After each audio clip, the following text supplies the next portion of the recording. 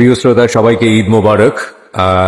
ঈদের পরই বলা চলে আমরা নতুন করে আবার শুরু করলাম আমাদের কন্টিনিউয়াস যে প্রসেসটা ছিল, আমাদের নতুন নতুন পর্ব ঈদে আপনারা শুরু করছি। এবং আজকে আমি আরজে কিবরিয়া আপনাদের সাথে রয়েছে। জীবন গল্প মানেই জীবনের গল্প বলার প্ল্যাটফর্ম উইথ সাম কি বলা যেতে পারে ডিসক্লেইমার, যেটা আমরা অনুষ্ঠানের শুরুতেই বলে থাকি। যাই হোক, আমি কথা বাড়াচ্ছি না, শুরুতেই আমার সঙ্গে কে রয়েছেন একটু পরিচয় করিয়ে দিতে চাই আপনাদের সঙ্গে। হ্যাঁ, আপনার নামটা একটু বলুন। আমার নাম নিশি। নিশি, বয়স কত?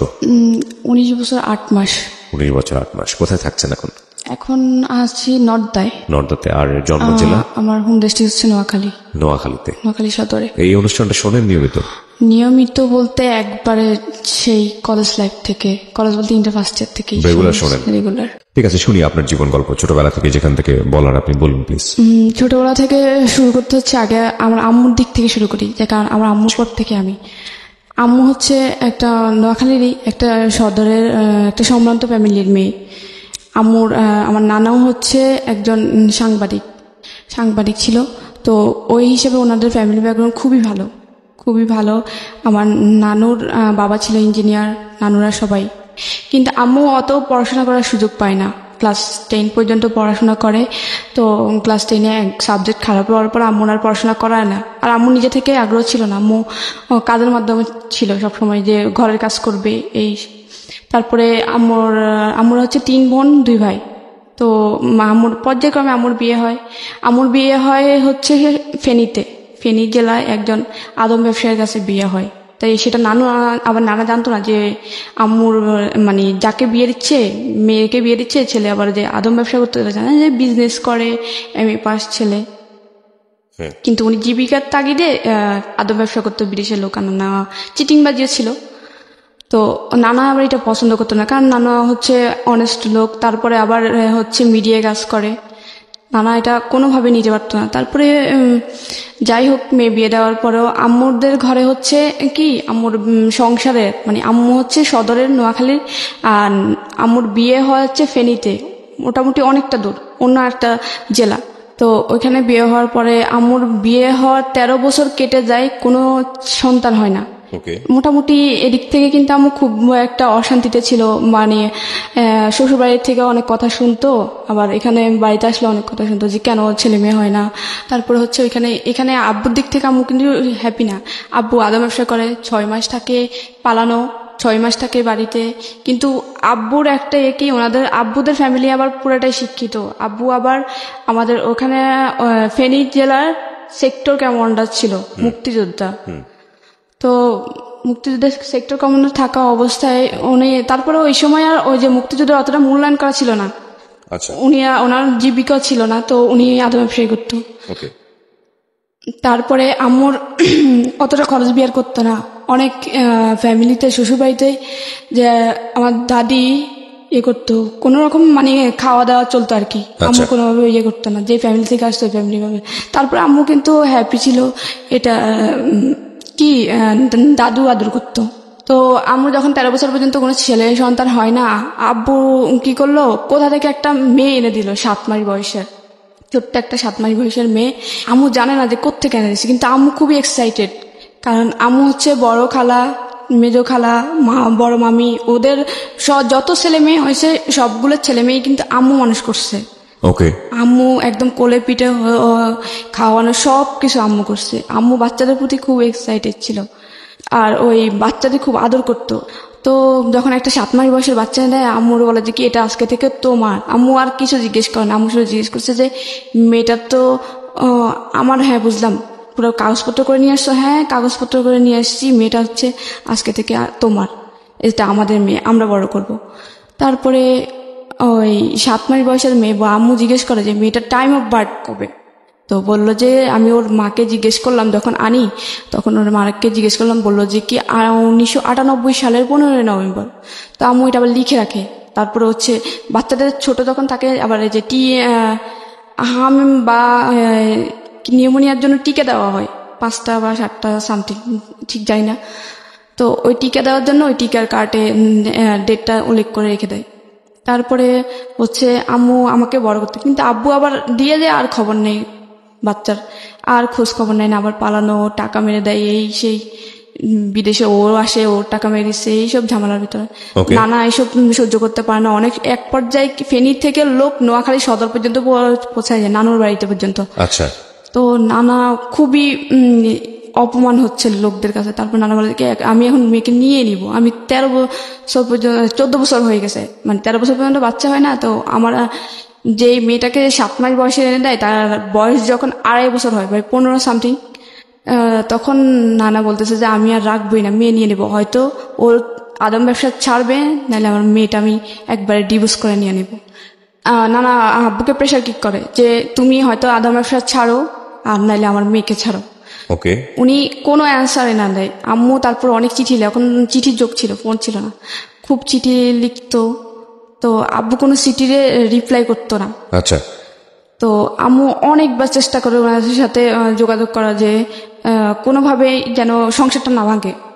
আর তখন আবার আমি মানে 2.5 বছর একটা মেয়ে আছে, মেয়ের ভরণ পোষণ। তারপরে আমি কোনোভাবে চাই না, এক পর্যায়ে নানা ডিভোর্স করে ফেলে। তখন আপনার বয়স 2.5 বছর? হ্যাঁ, আমার বয়স তখন 2.5 বছর। আচ্ছা, তখন নানা এক পর্যায়ে ডিভোর্স করে ফেলে। ডিভোর্স করানোর পরেও মানে আব্বু ডিভোর্স পেপারটা অ্যাকসেপ্ট করে না। তারপরে নানা ডিভোর্সটা পেপারটা দিয়ে আম্মুর দিয়ে সাইন করায় পাঠায়। পাঠানোর পরে কিন্তু মেয়ে যদি ডিভোর্স দেয় 3 মাস পরে কিন্তু ওটা কনফার্ম হয়ে যায়, ছেলে অ্যাকসেপ্ট করুক বা না করুক। কিন্তু ছেলে যখন কোনো ছেলে যদি ডিভোর্স দেয়, তখন মেয়ে সাইন করা ছাড়া ওই ডিভোর্সটা কনফার্ম হয় না। তো ডিভোর্সটা কনফার্ম হয়ে যায়। হয়ে যাওয়ার পরে আম্মু এখান দিয়ে এদিক দিয়ে কান্নাকাটি নানুর বাড়িতে। আর মামিরা ছিল একটু অন্যরকম, আর কখনোই কোনো ননদদের সহ্য করে না, মানে এই ভাইয়ের বউরা ননদদের সহ্য করে না। আবার একটা মেয়ে নিয়ে থাকবে ডিভোর্সি, তার মানে অবশ্যই ওদের কষ্ট বের হবে। তারপর আম্মু ওইখানে থেকে সেলাই মেশিনে কাজ করতো, মোটামুটি টুকিটাকি কাজ করে মোটামুটি খরচ জোগাতো। তারপরেও এই যে নানা বলতো যে না, এভাবে তো মেয়েটার জীবন যায় না, দেখি মেয়েটাকে আবার একটা বিয়ে দিই। তারপরে আম্মুর একটা জায়গা থেকে বিয়ের প্রস্তাব আসে। তারপরে আম্মু বলে যে কি না, আমি করব না বিয়ে। তারপরে হচ্ছে কি বল, আম্মু অনেক জায়গা থেকে আসে বিয়ে, যে কয় না আমি করব না, আমার মেয়ে আছে, আমার মেয়েকে নিয়ে কেটে দেবো। আম্মু আবার কি ফেনী থেকে যখন আসে আমাকে নিয়ে আসে, মানে হচ্ছে কি 2.5 বছর 7 মাস বছরের বাচ্চাটা, 7 মাসের একটা বাচ্চার মায়া উনি ছাড়তে পারে না, কারণ উনি আগে থেকে বাচ্চা পাগল ছিল। তারপর বাচ্চার মায়া ছাড়তে পারে না, উনি ওই বাচ্চা নিয়ে আসে। আবার যখন আমাকে নিয়ে 2.5 বছর বয়সে নানুর বাড়িতে উঠে, তখন আবার নানা বিয়ে দেওয়ার চেষ্টা করে। নানু আম্মু বিয়ে করতে চায় না। তারপরে এক পর্যায়ে একটা ফ্যামিলি আসে, ওখানে হচ্ছে ওনার হচ্ছে 5টা ছেলে মেয়ে। একটা একদম সবার ছোট, যে সেটা হচ্ছে 1.5 বছরের বাচ্চা, তার মানে দুধের বাচ্চা, মেয়ে বাচ্চা। তো ওনার ওয়াইফ হচ্ছে মারা যায়। তারপর আম্মুর বিয়ের জন্য আসার পরে আম্মু বলে যে কি 5টা ছেলে মেয়ে, তারপরে বড় মেয়েটার বিয়ে হয়েছে, তার মানে ওরা এখন বড় হয়ে গেছে, 5টা ছেলে মেয়ের উপর আমি কি থাকতে পারবো? তারপর নানা বলে যে কি না, দেবো না, 5টা ছেলে মেয়ের উপরে আমার মেয়েকে দেবো না। এখানে আরো গ্রামের পরিবেশ, একবারে গ্রামের মধ্যে। নানুর বাড়িতে একটু মোটামুটি মানে পৌরসভার কাছাকাছি। তারপরে ওনারা যখন মানে একদম জেদ ধরে আছে যে ছেলেপক্ষ, যে না বিয়ে করে নিয়ে যাবে। আমার নানুদের ফ্যামিলি একটু মানে সম্ভ্রান্ত ফ্যামিলি, ভালো মেয়ে। ও মানে আশেপাশে খবর নিয়ে দেখছে যে ও নাকি বাচ্চাদের খুবই পাগল, তার মানে 5টা বাচ্চার উপর নিয়ে গেলে ওর মায়া ছাড়তে পারবে না, অবশ্যই আদর যত্ন পাবে মায়ের। তারপরে আরো যে মেয়েটা আছে, ওই মেয়েটা নিজের না, তার মানে ও নিজের অন্যের মেয়েকে এত আদর করে, তাহলে আমার 5টা বাচ্চাকেও ও নিশ্চয়ই আদর করবে। ও তারপরে ওনারা জিদ ধরে আছে যে বিয়ে করে ছাড়ানো আমরা যাবেই না। একদম পুরা ডাইনিং এ একদম একটা বিকেল আসছিল, বিকেল 4টার দিকে আসছিল, আম্মুর কাছ থেকে শোনা যে একদম রাতে 11টা পর্যন্ত ওনারা ডাইনিং থেকে যায় নাই, যা বললো যে আমরা যাবোই না, এখান থেকে বিয়ে না করে যাব না। তারপর পরের দিন বিয়ে হয় আপনার মার? হ্যাঁ, আম্মুর আবার সেকেন্ড বিয়ে হয় ওই ফ্যামিলিতে 5টা ছেলেমেয়ের উপরে। তখন আপনি কোথায় ছিলেন? আমি আম্মুর সাথেই ছিলাম। আম্মু তো আমাকে ফেনী থেকে নিয়ে আসি, কারণ 5টা ছেলেমেয়ের জায়গায় এসে বিয়ে করলো, আপনাকে নিয়ে গেল ওই সংসারে নাকি? তো আম্মু ওখানে হচ্ছে কি শর্ত দেয় যে আমার একটা শর্ত আছে, শর্তটা হচ্ছে আমার মেয়েটাকে নিয়ে আমি ফেনী থেকে চলে আসছি, যদিও আমার মেয়ে না, তারপরে ওর মায়া আমি ছাড়তে পারবো না।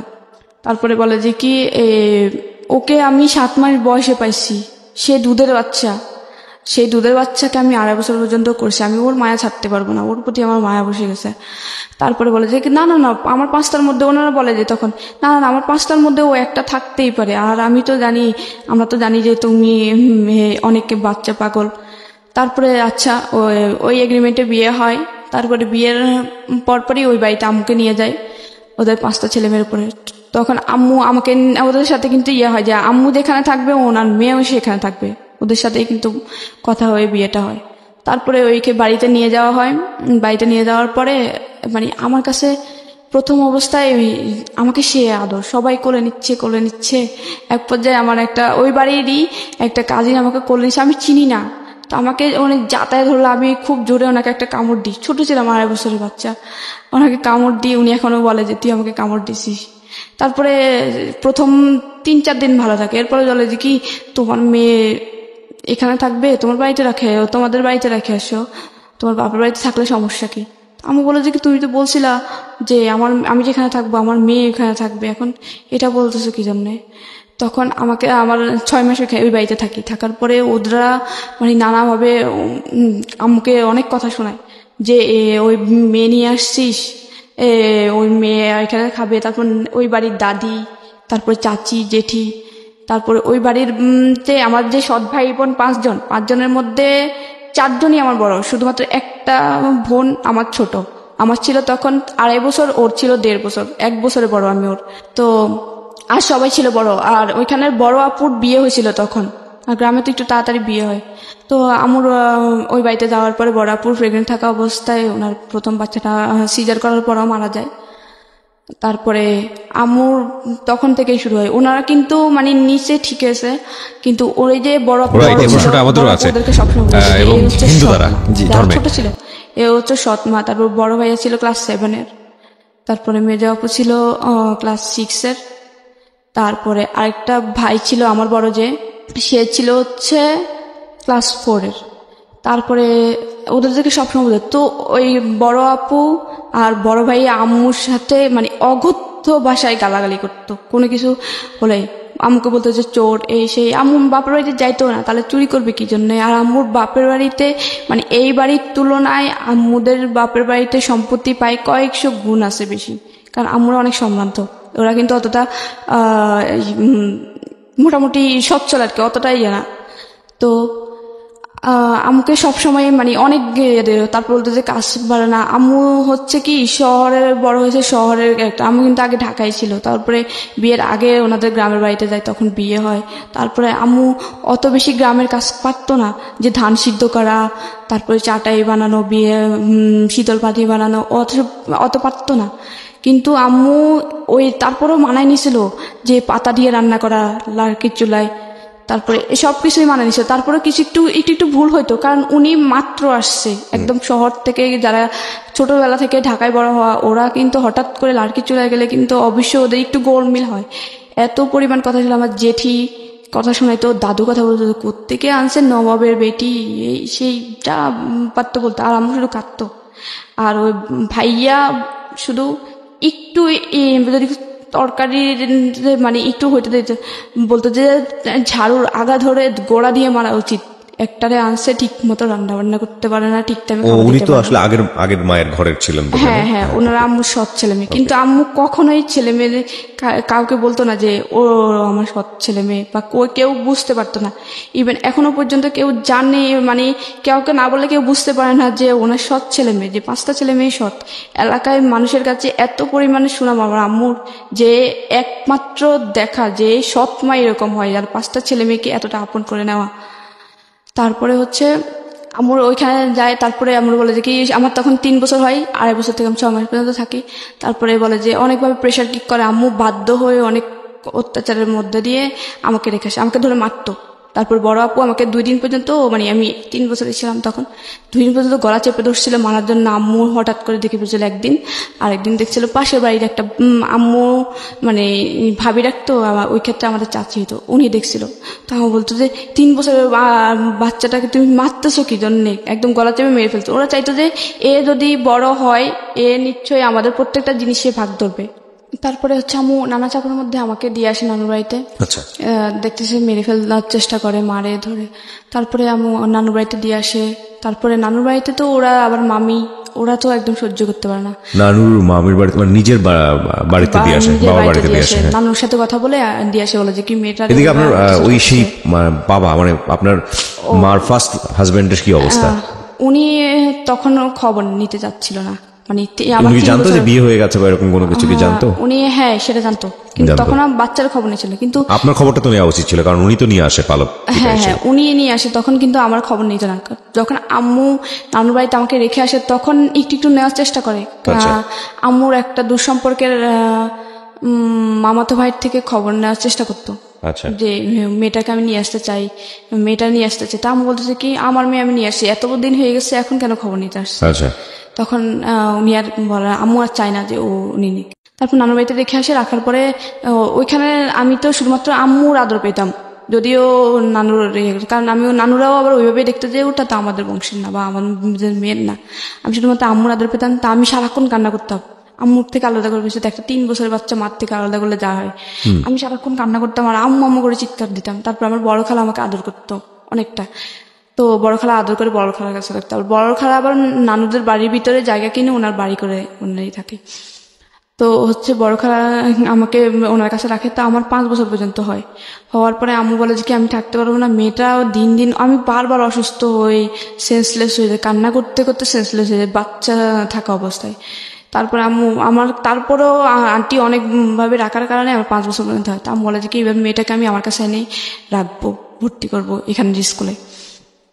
তারপরে আম্মু ভর্তি করানোর জন্য ওই আব্বুর বলে যে কি এখানে তোমার ছেলেটাও আছে, আমার মেয়েটাও তোমার একসাথে একই স্কুলে ভর্তি করাই, তাহলে ওর তো এখন স্কুলে দেওয়ার সময় হয়ে গেছে। তারপরে বলে যে কি না না এখানে কেন দিবে, ওইখানেই থাক। তারপরে আম্মু তারপরে অনেক কান্নাকাটি করে তারপরে অনেক সালিশ হয় আর কি। তারপর মুখামুখি বলে বসে বিয়ের সময় যারা ছিল যে বলে যে কি মেয়ে নিয়ে বিয়ে বসছে, এখন মেয়ে মানতে চায় না। আমার মেয়েটার তো আমি বিয়ে করবো, ওর কষ্ট শুধুমাত্র ওদের বাড়িতে থাকবে, হয়তো একটু খাবে, আর প্রত্যেকটা জিনিস জামা কাপড়েতে পড়াশোনার সব কষ্ট আমি বের করবো। তারপর মেয়েটা আমার কাছে থাকুক, আমি মেয়েটার সাথে থাকতে পারবো না। কিন্তু ওদেরকে খুব আদর করতো, কারণ আমার ছোট বোনটা 1.5 বছরের ছিল, দুধের বাচ্চা, ওরে খুব আদর করে বড় করে। ও আবার আম্মুরে মা বলেই ডাকতো, কারণ ও তো বাচ্চা ছিল, আম্মু এইভাবে বড় করে। কিন্তু অন্য সবাই কিন্তু আম্মুর সাথে খুবই বাজে ব্যবহার করতো। আম্মু আদর করতো।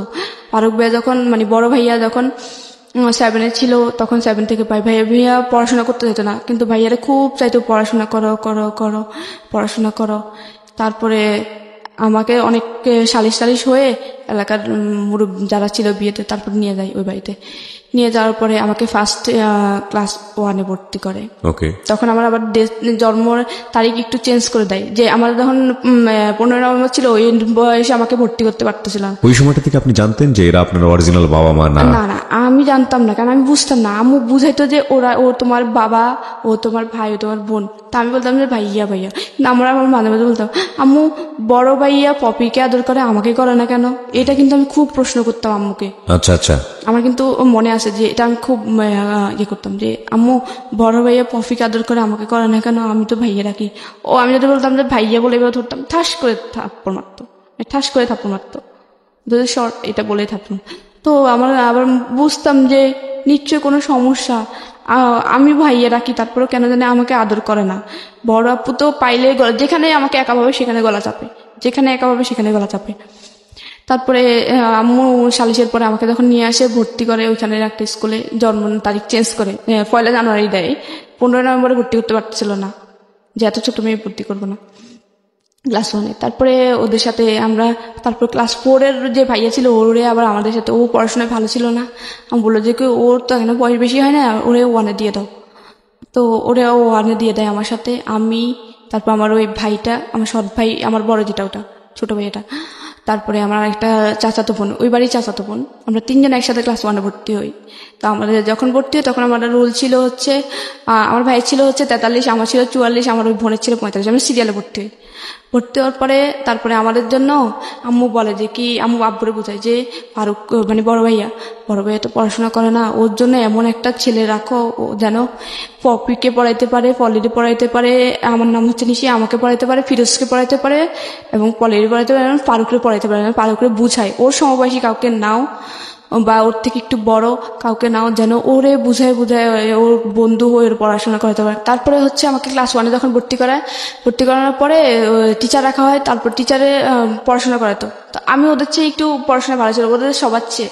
মানে বাড়ির ভিতরে যখন আমাদের 3 জন একসাথে ভর্তি হয়, 3 জনের থেকে কিন্তু আমি ফার্স্ট। আবার বাড়ির ভিতরে আমাদের ঘরে 5 ভাই বোনের হচ্ছে কিন্তু আমি পড়াশোনা একটু ফার্স্ট ছিলাম। তো ক্লাস 1-এ যখন ভর্তি করানো হয় তখন আমার রোল ক্লাস 2-এ যখন উঠি, রেজাল্ট দেওয়ার পর আমার রোল 2-এ, ওদের সবার চোখ কান একদম উপরে উঠে যায় যে ওই মেয়েরে আমরা এত ইয়ে করি, ওর তো দেখা যাচ্ছে সম্ভাবনাময় যে ও বড় হলে কি যদি এরকম পড়াশোনা আগে যায় কিন্তু ও কোনো কিছুতে কিন্তু কমতি থাকবে না, কারণ ওর মা মোটামুটি কিন্তু পড়াশোনা করছে, ওরা কিন্তু ওইভাবে আগাবে। তো আমি কিন্তু শুধু আমাকে একা চেষ্টা করতো না, সবাই নিয়ে চেষ্টা করতো। তো যখন রুল 2 হয় তখন ওদের চোখ কান উপরে, তখন ওরা চিন্তা করে যে আমাকে মেরে ফেলবে যেভাবে হোক। তখন আমি আমার ভাই ছোট ভাইয়ের সাথে খেলতেছিলাম, আমরা একসাথে পড়তাম, তো এই জন্য একসাথে খেলতাম। তো মাঠের মধ্যে খেলতাম, মাঠের পাশে একটা তাল গাছ ছিল, তাল গাছের কিন্তু চারপাশে পাতাগুলো ছড়াই থাকে, মানে যে তালের যে ঢাল না, পাতার যে ইয়ে থাকে, ডাঁটি থাকে, ডাঁটির মধ্যে কিন্তু করাতের মতো ধার থাকে। তো এরকম ছোট একটা তাল গাছ, তো তাল গাছের করাতগুলো দাঁড়ানো ছিল, এভাবে পাখাগুলো মেলানো। তো ও এরকম গোল্লা দৌড় বলতাম আমরা গ্রামের ভাষায়, তো গোল্লা দৌড় খেলছিলাম। ওই ভাইতে আগে বড় আপু শিখে দেয় যে ও খেলার সময় ও যখন তাল গাছের সাইড দিয়ে যাবো, ওরা ধাক্কা মারবে যেন তাল গাছের ওইখানে পড়েও যেন 2 ভাগ হয়ে যায় একদম। তো আমি ক্লাস 2-এ তখন, আমি এখন সাদা একটা শার্ট ছিল গায়ে, তখন আমি খেলতেছিলাম, তখন তাল গাছের গোড়া দিয়ে আমি যাচ্ছিলাম, ভাই আমার পিছন দিয়ে যখন ফলো করলো যে আমি আসছি, ছোট ভাইয়া, ও মানে খুব জোরে আমাকে ধাক্কা দেয়, আমি উপড়ে যাই গাছের ওই একদম ঠিক ও যে টার্গেট ছিল টার্গেট বরাবর, কিন্তু ধাক্কাটাও আসতে হয়ে যায় যে আমার যে একদম পুরা ভাগ হয়ে যাবে ওরকম হয় না। হয় কি আমার একদম ছাকনার নিচ দিয়ে 7-8 ইঞ্চির মতো কাটা যায়, অনেক বড়, মানে হচ্ছে এক সাইড দিয়ে পুরো অনেকটা ভাগ হয়ে যায়। আরেকটু যে প্রেশার কিক হয়েছে আমার কিন্তু মেরুদণ্ড পর্যন্ত পৌঁছায় যেত, মানে মেরুদণ্ড পর্যন্ত পৌঁছায় না, মেরুদণ্ড থেকে 1.5 ইঞ্চি বা 2 ইঞ্চি দূরে, অনেক ভয়ঙ্কর ভাবে কাটা যায়। ওই যে আমি ওইখানে এভাবে নাম জানা, ওই যে তালের যে কালো করাতগুলো থাকে ওগুলো আবার একটু নরম টাইপের থাকে, একটু মশলা দিলে আবার একটু ভাঙে, ওগুলা ভেঙে সব আমি পড়ে যাই। পরে আমি মানে হাতের ডান হাত দিয়ে ওই ছাকনাটা ধরেই চাচি আম্মা বলে ডাক দিছি চিৎকারে। ওদিন বাড়িতে কেউ ছিল না, আমি আর ভাইটাই ছিলাম। ওদের প্ল্যান ছিল যে ওরাও সবাই বাইরে যাবে, বাইরে বলতে হচ্ছে বড় আপুর শ্বশুর বাড়িতে যাবে, বড় আপুর বাচ্চা হয়ে আরেকটা সেকেন্ড বাচ্চা হয়ে মারা গেছে। তা আম্মু ওইখানে, আম্মু আপু সবাই যায় দেখতে, শুধু বাড়িতে চাচি ছিল একটা অন্য ঘরের। তো আমি চাচি আম্মা বলে ডাক দেওয়া সেন্সলেস হয়ে যায়, কারণ আমার এত পরিমাণে ব্লিডিং হচ্ছিল, কারণ খুব 7-8 ইঞ্চি কাটা যাওয়া, মানে আমি ওই ক্লাস 2-এর বাচ্চার মোটামুটি শেষ অনেকটাই। তারপরে চিৎকার দিয়েই পড়ে যায়। চাচি আম্মা কি করে, মানে উনি কিছু বুঝতে পারতেন না, এত কাটা গেছে আর এত রক্ত দেখে উনি ওনার পুরা কাপড় খুলে ফেলে, পুরা কাপড় খুলে আমার পেঁচা। উনি বুঝতেছে না যে, উনি আবার অত শিক্ষিত না, তো মানে ফার্স্ট মানে প্রাথমিক চিকিৎসা অত কিছু ধারণা নেই, কিন্তু উনি পাগল হওয়ার মতো হয়ে দেখেই ভয়ে পুরো কাপড় পেঁচাচ্ছিল, প্রচুর ব্লিডিং হয়। তারপরে এখানে ওই বাড়িতে খবর দেওয়া হয়, আম্মু দৌড়ায় আসে, তারপর হসপিটাল নেওয়া হয়। নেওয়ার পরে আম্মু হসপিটালে নেওয়ার পরে আমার 2 দিন পরে মেবি জ্ঞান আসে, মানে অনেক কাটা ছিল, ওয়াশ টাশ করে। তারপর 2 দিন পরে জ্ঞান আসে, বলে আম্মু ভাই আমার ধাক্কা দিছে। আম্মু আমার সাথে সাথে মুখ চাপে বলে যে এটা পড়িস না, বললে তোর আব্বু কিন্তু তোর ভাইয়ারা মারবে, তারপরে হচ্ছে তোর বাড়ি থেকে বের করে দেবে। আম্মু খুব কান্না করে, কেন যেটা কথা, আম্মু শুধু ডাইকে এটা বললো যে ফিরোজ তুই ওটা ধাক্কা দিছিস, কেন আমি ওটা ধাক্কা, কারণ নিশি কিন্তু বলছে যে তুই ধাক্কা দিছিস, ও কিন্তু মরে যেত, তোর কি একটু মায়া হয় নাই যে ও তো ওদেরকে কোনো ক্ষতি করে, তোর তো বোনও। আম্মু ওটা বুঝে বলছে, তারপর আম্মু কিছু বলে নাই, চাইছিল যে এটা নিয়ে একটা সালিশ করতে যেভাবে, তারপরে আর করে নাই। অনেকে প্রায় 3 মাস পরে আমি ভালো হই। তারপরে আবার ক্লাস 2 থেকে আমার 3-তে ক্লাস রুল 1 হয়। তারপর ওদের মানে নানা অত্যাচার আছে, আব্বু মারতো খুব, এসব নিয়ে কিছু বললে মানে দাদি শিখে দিত যে ও ছেলে মেয়েদের ইয়ে করবে। তারপর 4-এ যখন উঠি তখন না 4-এ উঠি, হ্যাঁ, তখন আমার রুল 1 হয়। এক হওয়ার পরে যখন 5-এ উঠবো, এর আগে ভাইয়া কি করে, এলাকায় একটু রাজনীতি করতো। ওই যে এলাকার হেড স্যার, আমাদের গ্রামের হেড স্যারের সাথে কথা বলে যে ওই ও হচ্ছে আমার বোন, ওরে যদি এবার 4-এ যদি ফেল না করে আসিস তোর কিন্তু এলাকায় থাকতে দিব না। কিভাবে করবি জানি না। তো উনি কি করে, উনি ভয় পেয়ে উনি আমাকে ফেল করায় ক্লাস 4-এ।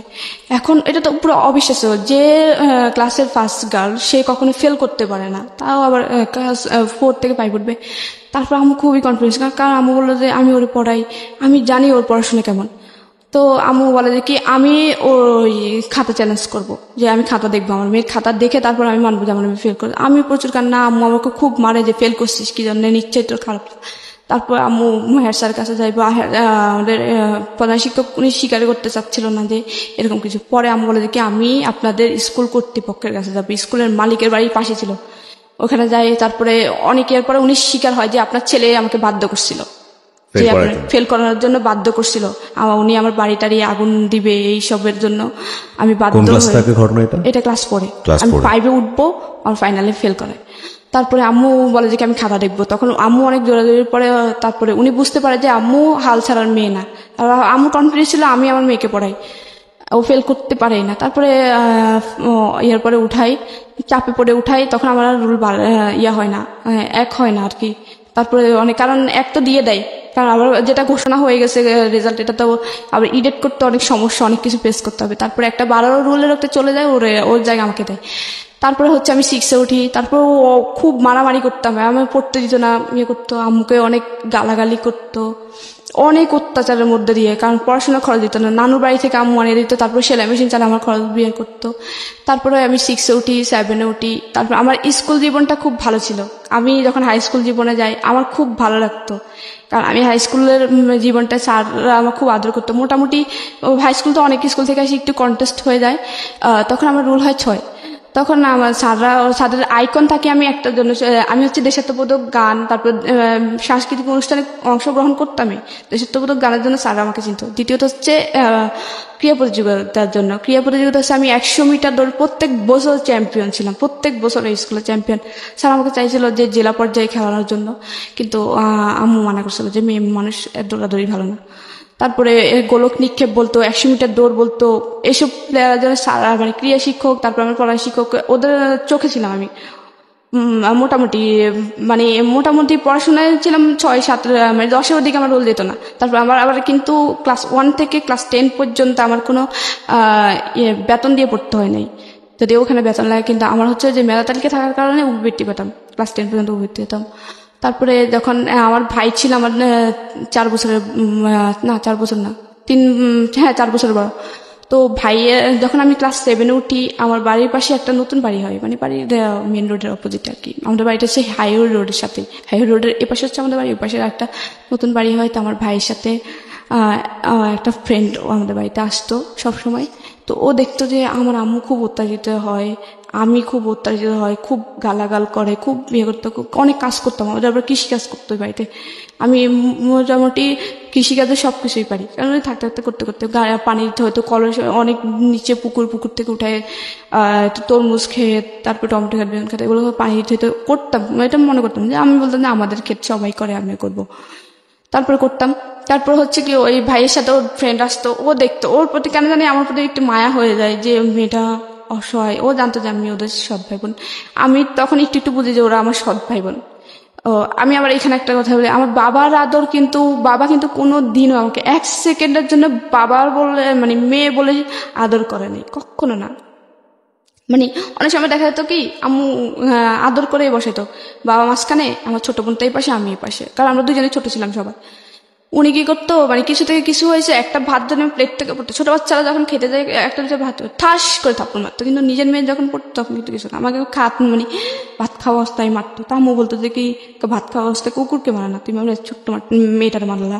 তখন আম্মু উল্টা মার দেওয়া হয়তো, কথা বলবি কেন, করতে পারবি না, একদম ডিরেক্ট বলতো যে তোর মেয়ে কিন্তু তোর না, আবার আমার খাচ্ছে, আমি যেভাবে চালাবো ওইভাবেই। তারপর এরকম ছিল। তারপর ওই ভাইয়ের বন্ধুর সাথে, ভাইয়ের বন্ধুটা আমাদের বাড়িতে প্রায় আসতো ওর সাথে সাথে, তো আমার প্রতি মায়া পড়ে যায়। তারপরে তখন আবার ওদের স্কুলে আমাদের স্কুল ভিন্ন ছিল। তো ও কি করতো, আমার প্রায় সময় আমাদের স্কুলে আমার সাথে, আমি স্কুলে যেতাম একদম লাস্ট টাইম যেতাম, মানে স্কুল 10টায় বসতো, 10টায় যেতাম, মানে 10টা একটু আগে বের হয়ে দৌড়াইয়া যেতাম। অনেক সময় যে হাজিরা রোল কল করতেছিল, আমি তখন দৌড়াই দিয়ে রুমে ঢুকতাম। তো ও কি করতো, সাইকেল নিয়ে আমার পিছনে পিছনে আসতো। ও একটু আস্তে আস্তে একটু ইনভলভ হচ্ছিল।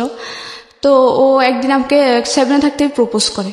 প্রপোজ করার পরে আমি বললাম যে কি ওদের সাথে আমার সাথে যায় না, কারণ আমি ওদের ফ্যামিলির সৎ মেয়ে, আমাদের সাথে যায় না। তারপরে ও আমাকে আস্তে আস্তে বুঝাতো। যখন ক্লাস 8-এ উঠি তখন আমি বললাম যে একটা ভালো ছেলে আমাকে এত আদর করে, এত বুঝায়, মানে আমি আদরের প্রতি অ্যাডিক্টেড ছিলাম, কোনো জিনিসের না, যে আমি শুধুমাত্র মায়ের আদর পাইছি জীবনে, বাবা কি জিনিস আমি কখনোই বুঝি নাই। তারপরে হচ্ছে ভাই কি জিনিস তা তো নাই। তো ও যখন আদর করতো, মানে যে আমাকে একটু আদর করতো, আমি তার প্রতি মানে খুবই ভক্ত হয়ে গেতাম। ও আমাকে একটু আদর করতো, কেয়ার করতো। তো আমি ওর তো তারপরে 8-এ বলি যে হ্যাঁ, 7-এ ও আমাকে প্রপোজ করে, এটা আমি হ্যাঁ বলি। তারপরে হ্যাঁ বলার পরে আমাদের প্রেমটা একটু কন্টিনিউ থাকে। কন্টিনিউ থাকার পরে তারপরে জেএসসি পরীক্ষা ছিল। জেএসসি পরীক্ষা দেওয়ার পরে ও হঠাৎ করে বলে যে কি, আমার বোন বলছে যে আপনার সাথে কথা না বলতে, ও আমাকে আপনি করে বলতে, আমি আপনাকে বলতে, কথা না বলতে। আমি কেন জানি ওই জেএসসি পরীক্ষার সময় আমার সমাজ পরীক্ষা ছিল, আমি খুব কান্না করি যে ও কেন আমার সাথে কথা বলবে না। ও হঠাৎ করে বলতেছে যে আমি আপনার সাথে রিলেশনটা কন্টিনিউ করবো না, আমার বোন বলছে আপনার সাথে কথা না বলতে। ওর বোন আবার ব্যাপারটা একটু জানে। তো আমি আর কিচ্ছু বলি না, আমি খুব কান্নাকাটি করি। এক পর্যায়ে তখন আমি খুব কান্নাকাটি করি। তারপরে কেন জানি আমি ওকে খুঁজতাম। তারপরে আমার জেএসসি পরীক্ষা শেষ হয়, বাড়িতে চলে আসি। আর জেএসসি পরীক্ষার আবার আমার মাইদিতে আমার ছোট মামার, মানে আমাদের জেলার শহরে আমার ছোট মামার বাসা ছিল। তো ওইখান থেকে আমি জেএসসি পরীক্ষাটা দিই, আমাদের কেন্দ্র ছিল ওইখানে। তো আসার পরে ওর সাথে ওর দেখাও হয় না, যে ও আমাকে কখনো ফোনও দেয় না। মায়ে ফোন দেয় বলতে আমার তো ফোন ছিল না, আমার ফোন দিত। তো আর কখনো ফোনও দিত না। তো আমি খুব কান্নাকাটি করতাম যে আমি এখন ওটা মিস করি, যে ও আদর করতো, আদরটা পাচ্ছি না। আদর বলতে কি? আদর বলতে হচ্ছে কি, মানে ও আমাকে বুঝাইতো যে এই শুনো, ভাইয়া যখন মারবে কিছু বলিও না, পড়াশোনা করিও, দেখবা এক সময় পরামর্শ দিত, ভালো কিছু পরামর্শ দিত, এটাকে আপনি আদর বলছেন? ওকে, হ্যাঁ। খুব মায়া করতো যে এটা করো না, এটা করো না, এই কেয়ার করতো যে অসুখ হলে এই করো এই করো। তারপরে আমি মানে কেন জানি ওরে খুব মিস করতাম এই টাইমটাতে। মিস করার এক পর্যায়ে আমি ক্লাস 9-এ উঠি। ওঠার পরে আমি ওর মানে স্কুল আসার সময় ওর মিস করতাম। ও আগে আমার স্কুলে আসার সময় পিছন পিছন আসতো, আবার স্কুল ছুটি হলেও পিছন পিছন যাইতো। ও ছিল অন্য স্কুলে, ও লেজার টাইমে পালাই চলে আসতো আমার জন্য। আইসা তারপরে আমার ছুটির টাইমে স্কুলের সামনে দাঁড়িয়ে থাকতো, একসাথে যেতাম। তারপরে হচ্ছে আমি ওর সাথে অনেকদিন পর্যন্ত যোগাযোগ না থাকায় আমার খুব খারাপ লাগে। এক পর্যায়ে আমার কেন জানি মনে হলো যে আমার ওর সাথে কথা বললে মনে যে ভালো লাগে। তো এরকম সবার ছিল, আমি সবার কাছ থেকে শুনতাম যে সবার আমার কাছে কিছু চাইলে মনে হয় সবাই বলতে যে পাওয়া যায়। তো আমি সবারতে আল্লাহর কাছে বলি যে আল্লাহ আমার সাথে যেন ওর সাথে 1 সপ্তাহের ভিতরে দেখা হয়। আমার কেন জানি মনে হচ্ছে ওকে একবার দেখি, আর কিছু না। তারপর সবার পরের দিন স্কুল সাধারণ সবারই বন্ধ থাকে। তারপরে এর পরের দিন হচ্ছে স্কুল ছুটি হয়। হঠাৎ করে আমি বাড়ি থেকে বের হয়ে স্কুল দিকে যাচ্ছি হেঁটে, হঠাৎ দেখি যে ও পিছন দিয়ে দৌড়ায় আসে। এরপর আমি ওরে দেখে আমার কিন্তু রাগ, কারণ ও হঠাৎ করে আমাকে সাথে সাথে কথা বলা অফ করে দিছে। আমি যদিও চাইছি যে ওর সাথে দেখাও, কিন্তু আমার মধ্যে একটা রাগ কাজ করছিল। তখন আমি আরো জোরে জোরে হাঁটতাম, কারণ আমি ওই যে দৌড়ে ফার্স্ট ছিলাম 100 মিটার দৌড়ে। আমি খুব জোরে হাঁটতাম, আমার সাথে হাঁটে ও পারতো না। আমি খুব দৌড়ায় হাঁটে ওর সামনে, অনেক সামনে চলে যায়। বলে কি দাঁড়ান না, আমি আপনার জন্য দৌড়ে আসলাম, আপনি এত জোরে হাঁটতেছেন কেন, মেয়ে মানুষ এত জোরে হাঁটে কিভাবে? তারপর আমি বললাম যে মনে মনে বললাম যে এতদিন পরে আসছে, আমার খবর নেই। আমি কথা তো আবার আম্মুর ফোন দেয়, আবার কন্টিনিউ হয় রিলেশনটা কন্টিনিউ হওয়ার পরে ক্লাস 9-এ আমি কেউ জানতো না তখন যে আমি ওর সাথে কথা বলি, কেউ জানতো না তখন। ক্লাস 9-এর ফাইনাল পরীক্ষা ডিসেম্বরে 2012 সালে আমার ফাইনাল পরীক্ষা চলছিল। 2 বিশেষ সাবজেক্ট পরীক্ষা গেছিল 2012 সালের 4 ডিসেম্বর হচ্ছে। ওর সাথে আমি রাত্রে সন্ধ্যার সময় কথা বলছি, ফ্লুকে কথা বলতাম, ওরে একটা মিস দিলে ফোন দিত আমার ফোন দিয়ে। তারপরে যখন ও সন্ধ্যার কথা বলি, তারপর হঠাৎ করে এখানে একটা কথা, ওর এর আগে কিছুদিন জ্বর ছিল, প্রচুর জ্বর ছিল। জ্বর থাকার পরে ও অনেক ওষুধ খায়, অনেক ডাক্তার কাছে যায়, হসপিটালে যায়, কোনো কিছুতে ওর জ্বর ভালো হচ্ছিল না। তারপর হঠাৎ করে একদিন বড় একটা হসপিটালে যায় ডাক্তার দেখায়। ডাক্তার দেখানোর পরে ওকে মেডিসিন দেয়, অ্যান্টিবায়োটিক। ওর বুক ভরে বমি হয় মেডিসিন খাওয়ার সাথে সাথে। তখন আমি সাথে সাথে বলি যে ক্যান্সার না তো, কারণ ক্যান্সার না তো বলি কি যে আমাদের বাড়ির পাশে একটা ছোট বাচ্চা ছিল, বাচ্চাটা হচ্ছে এরকম অনেকদিন জ্বর ছিল, তারপরে এরকম ওষুধ অ্যান্টিবায়োটিক খাওয়ানোর পরে ও বুক ভরে বমি করছিল, রক্ত বমি করছিল। বমি করার পরে তাকে ঢাকায় নিয়ে যাওয়া হয়, ঢাকা মেডিকেলে। তারপরে আনার পরে ওর বলে যে ওর ব্লাড ক্যান্সার। ইভেন ওর ব্লাড ক্যান্সারটা খুব থার্ড স্টেপে, ফার্স্ট স্টেপ না, থার্ড স্টেপে। তখন চিকিৎসা নেয়, ও 2 মাস পরেই মারা যায়। তখন আমার মানে বুকের ভিতরে একটা অজানা ভয়, যে আমি ওর সাথে সাথে বলে ফেলি যে ক্যান্সার না তো। বলে আরে না, কিসের ক্যান্সার হবে, হয়তো টাইফয়েড কিছু একটা। তারপরে ওই দিন আমি যখন ওর সাথে সন্ধ্যার সময় কথা বললাম, 4 ডিসেম্বর 2012 সালে, কথা বলার পরে 9টার সময় ও নাকি সেন্সলেস হয়ে পড়েছে, আমি জানি না। তারপর সকালবেলা আমি যখন ঘুম থেকে উঠে ভাবির সাথে নাস্তা বানাইলাম, আবার বড় ভাই বিয়ে করে, ভাবি আমাকে আদর করতো। আবার ভাবি দেখতো যে আম্মু ওনাকে আদর করে, ওই হিসেবে আমাকে আদর করতো। কিন্তু ভাইয়া কখনোই বোন বলে বলতো না, কখনো ডাকতো না যে এদিকে আয়।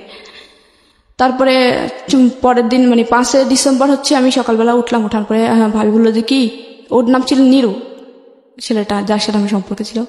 ও বললো যে কি নিরু অসুস্থ হয়ে গেছে, কালকে রাতে নাকি ও সেন্সলেস হয়ে পড়ে যায়, নাক মুখ দিয়ে এরকম রক্ত বেরিয়েছিল। তারপরে ওরে মাইদি হসপিটাল নেওয়া হয়েছিল, হসপিটালে বলছিল ও নাকি স্ট্রোক করছে, ওর নাকি ব্রেনে রক্তক্ষরণ হচ্ছে। তারপরে ওর শরীরে ব্লাড নেই, তারপর ওর মাঠ থেকে 1 ব্যাগ ব্লাড নিয়ে ওর ঢাকা নিয়ে গেছে। আমি তো পুরো সাথে সাথে মনে হয় আকাশ থেকে বললো, কারণ ওর সাথে আমি সন্ধ্যার সময় কথা বলছি, কিন্তু ভাবি জানতো না যে আমি ওর সাথে কথা বলি বা কোনো একটা রিলেশন, কেউ জানতো না। তখন আমি সাথে সাথে দৌড়ায় আসি ঘরে, রান্নাঘর থেকে দৌড়ায় আসি নাস্তা বানানো রেখে। তারপরে আমার ফোন নিয়ে ওর ফোন দিয়ে, ওর ফোন অফ। তারপরে মানে ভাবি ওদের সাথে যোগাযোগ করে, কারণ ভাবিদের রিলেটিভ ছিল। তারপরে বলে যে কি ওর শরীর খুবই খারাপ, ওর এখনো ঢাকার ডাক্তার বলতেছে যে ও স্ট্রোক করে না, ওর অন্য কোনো সমস্যা, বুঝতেছে না। তারপরে আমি খুবই কান্নাকাটি করি, খুবই, যে জানি ক্যান্সার না তো, মানে ক্যান্সার হয় নাকি হয়ে যায়। এত পরিমাণ কান্নাকাটি করি যে পুরো এলাকার মানুষ আমাকে দেখে তাকিয়ে যায় যে কি। তারপর সবার মোটামুটি বোঝার বাকি ছিল না যে ও ওর জন্য কাঁদবে কি জন্য। আমি ঘুমাতাম, মানে তখন থেকে কিন্তু মোটামুটি একটু অ্যাবনর্মাল ছিলাম, কারোর সাথে কথা অফ হয়ে গেছে। আমি ঘুমাতাম, ঘুমের মধ্যে হঠাৎ করে চিল্লায় কান্না করতাম। মানে আমি শুধু স্বপ্নে এটা চিল্লায় কান্না করতাম, এই জন্য স্বপ্নে এটা দেখতাম যে ওর লাশ নামাচ্ছিল অ্যাম্বুলেন্স থেকে, ওর লাশ নামাচ্ছিল ঠিক যেই 4 বছরের একটা বাচ্চা এরকম ক্যান্সার মারা গেছিল, ওর লাশ যেভাবে নামা, ওর লাশ ওভাবে নামাচ্ছিল। এটা দেখে স্বপ্নে আমি শুধু কান্না করতাম, মানে খুব ভয়ঙ্করভাবে কান্না করতাম। মোটামুটি 3 মাসের মতো আমি অ্যাবনর্মাল ছিলাম, আমার পরীক্ষা দেওয়ার হয় না, মানে ফাইনাল পরীক্ষা চলে কিন্তু ফাইনাল পরীক্ষাটা দেওয়া হয় না। তারপরেও স্যাররা মানে জানতো যে আমি, স্যাররা সবাই আমাকে অনেক আদর করতো, কারণ আমি সাংস্কৃতিকভাবে ওদের আইকন ছিলাম। তারপরে ক্রিয়ার দিক দিয়েও, তারপর পড়াশোনাও খারাপ ছিল না, 7-8 রুলের ভিতরে সবসময় থাকতো। তারপরে এটার জন্য স্যাররা বলে দেখি থাক, ওর পরীক্ষা না দিয়ে আমরা ওকে টেনে উঠাবো, দেখি ও ভালো হয় কিনা। যখন আম্মু ওদের সাথে যোগাযোগ করে যে আমার মেয়েটা তো এইভাবে অসুস্থ হয়ে গেছে, ওরে তো কিছু বুঝতেছি না, যে ওরা যদি বলে যে কি যে তোর খাওয়া দরকার, ও খাওয়াইতে হবে, যে ওর গোসল করতে হবে, ওর ফ্রেশ হতে হবে, ও কিছুই বুঝতেছে না। ওরা যে কিছু একটা বললে ও যে শুনবে সেটাও করতেছে না, শুনতেছে না, কিছু যে নিজে থেকে করবে সেটাও করতেছে না, পুরো অ্যাবনর্মাল হয়ে গেছে। আপনার কথা বলছে? হ্যাঁ। তো স্যাররা এটা এসে দেখে যায়, নিজের চোখে এসে দেখে যায়। তারপর আমাকে 9-এ উঠায়। 9-এ উঠানোর পরে 9 থেকে 10-এ উঠায়, 10-এ উঠায়। ভাবছে স্যাররাও মানে একটা কনফিডেন্স ছিল যে ও একসময় ভালো হবে, মানে কয়েকদিনের মধ্যে খুব তাড়াতাড়ি ভালো হবে। তখন নিরুর কি অবস্থা? নিরুর অবস্থা হচ্ছে তখন 2012 সালের 4 তারিখে ও অসুস্থ হয়। তারপরে 8 তারিখে ওর অনেক রিপোর্ট করানোর পরে, ঢাকার প্রত্যেকটা ডাক্তার অনেক রিপোর্ট করানোর পরে ওর কোনো রোগ ধরতে পারছিল না। তখন হচ্ছে ক্যান্সার নির্ণয় করার জন্য হচ্ছে হাড়, মেরুদণ্ড থেকে, হাড় থেকে অস্থি মধ্যে যে রস, ওই রসটা নিয়ে ওরা ইন্ডিয়াতে পাঠায়, ঢাকা মেডিকেল থেকে। ইন্ডিয়াতে পাঠানোর পরে তারপরে ওরা ইন্ডিয়া থেকে 2012 সালে 12 বলে যে ওর ব্লাড ক্যান্সার, কিন্তু ফার্স্ট স্টেপে আছে। First stage? হ্যাঁ। ওকে। কিন্তু ওর অবস্থা খুবই খারাপ। ওর এই এটা জানার পরে কি আপনার এই অবস্থা, নাকি আপনার অবস্থা আপনার মতো করে খারাপ হয়েছে? আমার অবস্থা তখন থেকে খারাপ যে আমি তো আমার মনে কেন জানি বলছিল যে ওর ক্যান্সার, কারণ যখন ও অ্যান্টিবায়োটিক খাইছিল আরো আগে 1 সপ্তাহ আগে যখন ও অ্যান্টিবায়োটিক খাইছিল, আমি তখন মুখ দিয়ে কিন্তু ফট করে বলেই ফেললাম যে ব্লাড ক্যান্সার না তো, বলেই ফেলছিলাম যে ব্লাড ক্যান্সার না তো। তখন আমি মানে আমার এটাই আপনার এই যে নিজের প্রতি কেয়ার না নেওয়া, নিজের যে এখন একদম হাল ছাড়া অবস্থা, এটা মূলত কেন? এটার কারণটা কি? এটার মূলত কারণটা হচ্ছে ও যখন নিরুর এই অবস্থা জেনেই তো। হ্যাঁ, আমি মানে কনফার্ম ছিলাম যে ওর ব্লাড ক্যান্সার, আর ভাবতাম যে ও ওই যে সুপলের মতো মারা যাবে ক্যান্সার। নিরুকে নিয়ে ভাবতে ভাবতে আপনার মূলত এই হ্যাঁ, অবস্থা। আমি ওই যে স্বপ্ন দেখতাম আর চিল্লা কান্না করতাম, হঠাৎ করে জাগে উঠতাম। তারপরে অ্যাবনর্মাল হওয়ার পরে আম্মু অনেক স্যারদেরকে রিকোয়েস্ট করে আমাকে ক্লাস 10-এ উঠায়। আর এখানে 12 তারিখে ঢাকা থেকে আমি ভাবি ফোন দেয় যে আমার আম্মুর কাছে ফোন দেয় যে নিরুর কি অবস্থা, কারণ ওর রিলেটিভ ছিল, অবশ্যই খবর নেওয়ার দরকার। পুরো এলাকার মানুষ ওর জন্য খুব কান্নাকাটি করতো, কারণ ও খুব ভালো ছিল, কারোর সাথে খারাপ ব্যবহার করতো না, আচ্ছা, খুব ভালো ছিল, নামাজ পড়তো খুব। আমার ভাইটাই সবাই ওর বন্ধু বান্ধব ওদের এলাকায় অনেকে ছিল, ওরা সবাই যায় ওর দেখার জন্য, ঢাকায় আসে নোয়াখালী থেকে। ওরা ছোট ছোট ছিল কিন্তু সবাই একসাথে আসে ঢাকায় ও দেখার জন্য। ওর আম্মু আব্বু এত পরিমাণে কান্না করে। আমার লাস্ট মনে আছে যে 12 তারিখে আমি একবার ফোন দিয়েছিলাম, মানে মোটামুটি কেন জানি মনে হলো যে ওরা একবার ওর আম্মুর কাছে ফোন দিই, ভাবি থেকে ওর আম্মুর নাম্বার নেই। ওর আম্মু এত পরিমাণ কান্না করে আর ক্যান্সারটা বলতে পারে না। তখন আমি মানে আর করে না, ভাবি বলে যে ক্যান্সার। আমার অবস্থা আরো খারাপ হয়। তখন ওর প্রথম কেমো দেওয়া শুরু করে, আমার অবস্থা আরো খারাপ হয়। আমি শুধু স্বপ্নে দেখতাম, আর এদিক দিয়ে আম্মুকে যা তা বলতো যে মেয়ে হয়েছে, সে হয়েছে, এখন মেয়ে পাগল হয়েছে, অন্য ছেলের জন্য অগদ্য ভাষায় আম্মুকে গালাগালি করতো, আব্বু গালাগালি করতো, আর চাচিরা যা তা কম খারাপ খারাপ কথা শোনাইতো, দাদি জেঠিরা খুব খারাপ খারাপ কথা শোনাইতো। তারপরে আমি যে এরকম কান্নাকাটি করতাম, আমাকে এর উপর ধরে বড় আপু মারতো, মেজো আপু মারতো, যে এরকম রাত্রে হঠাৎ করে কান্না করে, হঠাৎ করে চিল্লে উঠে কান্নাকাটি করে, ঘুমাইতে পারি না, এসে ওদের বিরক্তির কারণ হয়ে দাঁড়াইলাম। তারপর ওরা আমাকে ধরে এই অবস্থায় মারতো। তা আম্মুর কাছে নিয়ে ঘুমাইতো। ও এখানে আবার কথা আছে, আব্বু যখন আমি যখন ক্লাস 4 থাকি, আব্বু আবার বিদেশে যায় আসতে, তখন যখন এই অবস্থা ছিল তখন আব্বু দেশে আসে, তখন আবার আম্মুকে মানে, কিন্তু বিদেশে থাকা অবস্থায় কখনো আমার পড়ালেখার কষ্ট বিয়ে করতো না, আমার তো পড়ালেখার কষ্ট আসতো না, বেতন লাগতো না, আমি উল্টা মুভি পেতাম। আম্মু নিজেই নাম থেকে আর নিজে সেলাই মেশিন দিয়ে চালাইতো। তো আসে আব্বু কি করে, একটা বলে যে কি বিয়ে দিয়ে দিই মেয়েটারে, আর পড়াশোনা করার দরকার নাই। আর আমাদের বাড়িতে আগের যারা বড় আপুরা, তাদেরকে কাউকে 8 পাস করতে দিত না, মানে একটা কুসংস্কার যে মেয়েরা বড় পড়াশোনা করলে খারাপ হয়ে যায়, এই সেই প্রেম টেমে জড়াবে। তারপর ওরা প্রেম টেমে জড়াইছে, কিন্তু মানে ক্লাস 8-এ বিয়ে দিয়ে দিচ্ছে, কাউকে পড়তে নেয়। আমি মাত্র 9-এ গেছি, আমি আর আমার চাচাতো বোনটা। ওই ভাইটা আর পড়াশোনা করেনি, ও আমার সাথে যে পড়ছিল ক্লাস 1 থেকে। তখন আমি ক্লাস 10-এ যাই, তারপরে ক্লাস করা শুরু করি না, ক্লাস 3 মাস পর্যন্ত যাই। তারপর 3 মাস পরে নিরু সুস্থ হয়ে, মানে মোটামুটি সুস্থ হয়ে 1 সপ্তাহের গ্যাপেও বাড়িতে আসে। ডাক্তার বলে যে 1 সপ্তাহ বাড়ি থেকে ঘুরে নিয়ে আসেন। তখন ও 1 সপ্তাহ পরে যখন আসে, ও সবার থেকে শুনে বুঝতে পারে যে আমার এই অবস্থা। ও এসেই 1 ঘন্টা পরে আমার সাথে দেখা করার জন্য বাড়িতে আসে, আর সবাই ওরে দেখে সবাই বাড়িতে চলে আসে, আমাদের বাড়িতে চলে আসে। এসে ওরে দেখতেছে, মানে পুরো এলাকার সবাই ওদের বাড়িতে ভিড়, আমাদের বাড়ি ও যখন আসে সাথে সাথে। তারপরে ও যখন আমাদের বাড়িতে আসে, আবার অনেক লোক আমাদের বাড়িতে আসে ও আমাকে দেখে, ওরা এখন যখন আমি দেখি, তখন আমি অনেকটা আস্তে আস্তে ওর দেখার পর আস্তে আস্তে নর্মাল হতে শুরু করি। তারপর থেকে ওর গ্যাপে গ্যাপে বাড়িতে আসতো। তখন ওর হাইড্রেস ক্যাম্প ছিল, একদম পুরো চুল পড়ে গেছিল, ও খুব লম্বা ছিল, আর ওর খুব হেলদি ছিল, ফিটনেস খুব ভালো ছিল।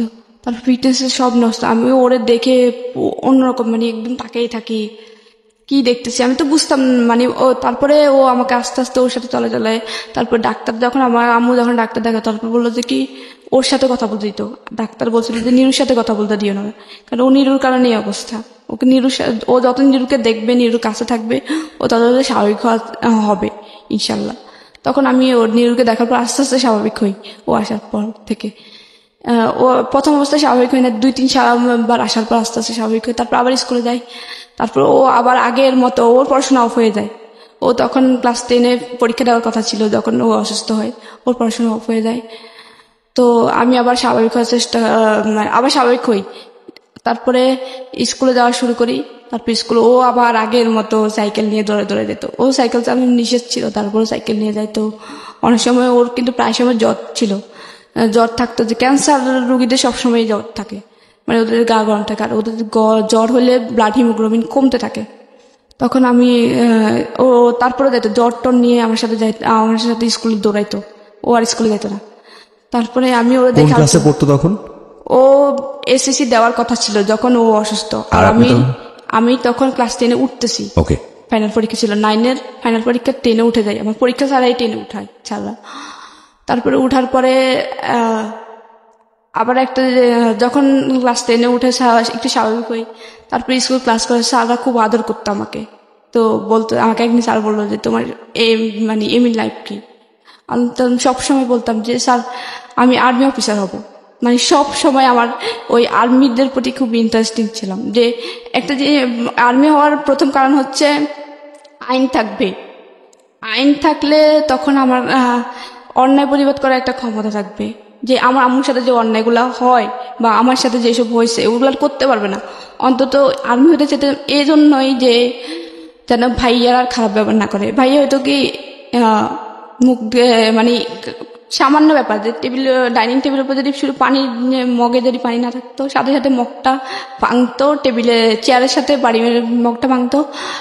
আর এত নোংরা ভাষায় গালি তো আম্মুকে, মানে মানুষের এগুলা বাইরের মেয়ে ছেলেকে বলে না। আর ওর তো মা, সৎ মা হোক, মা আম্মু তারপরে খুব আদর করতো, খুব কাছে দিয়ে।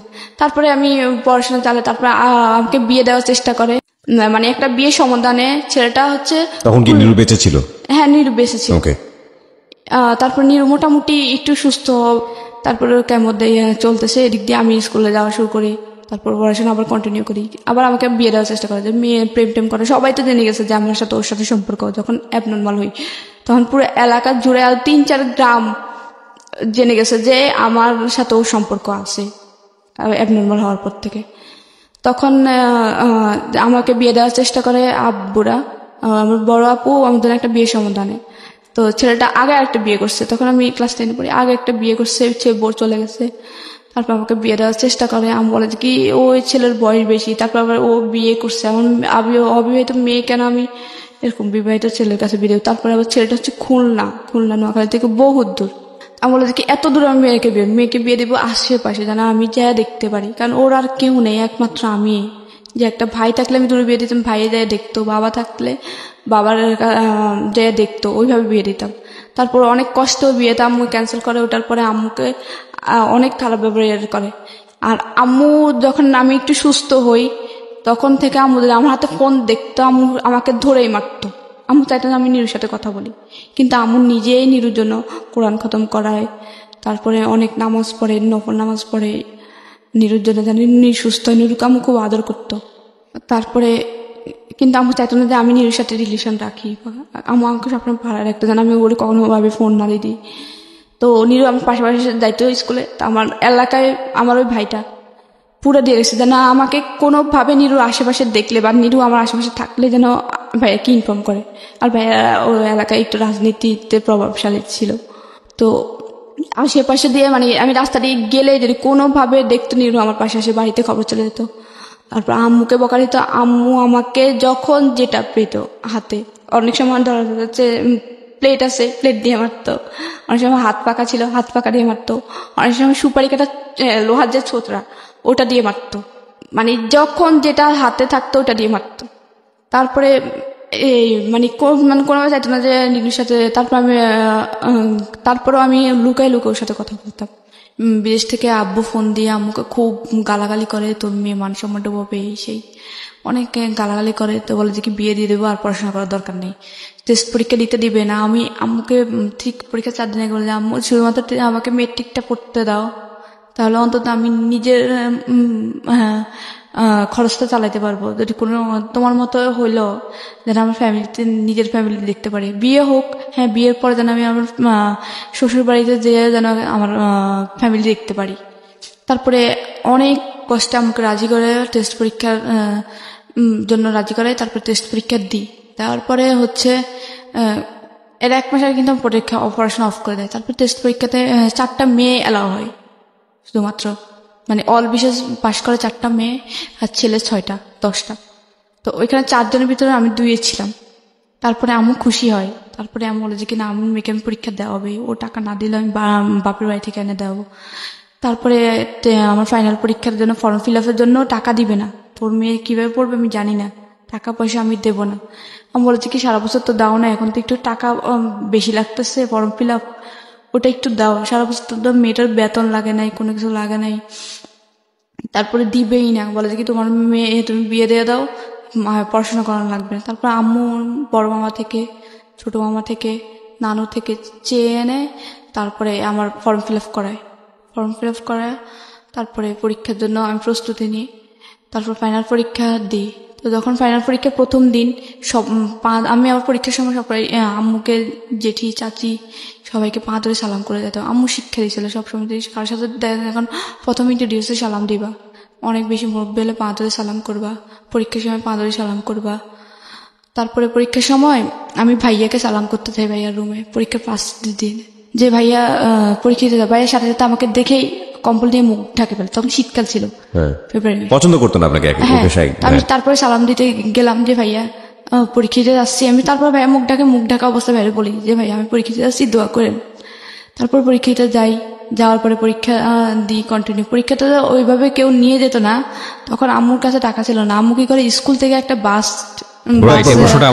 করে যে এখান থেকে প্রায় অনেক ছেলে মেয়ে একসাথে একই বাসে যাবে আসবে, পরীক্ষার হলে নিয়ে দিয়ে আসবে আবার নিয়ে আসবে একটা বাস। তা আমি ওই বাসে দিয়েছে, কারণ বাসে খরচ কম, এই জন্য কেন। তারপর এইভাবে যাই। আমার খারাপ লাগতো যে পরীক্ষার কেন সবার মা আসতেছে, কারো বাবা আসতেছে, কারো ভাই আসতেছে, কখনো আমার কেউ আসে না। একদিন আমার ক্লাসমেটদের, আমার বান্ধবীদের একজন যাইতো, কিন্তু আমার কেউই আসতো না। তারপরে একদিন নিরু আসে, আমি যখন ওরা বললাম যে আমার খারাপ লাগে, ও ঢাকা থেকে যখন কেমন দিয়ে যায় তারপরে তখন আবার ও যায় কেন্দ্রতে।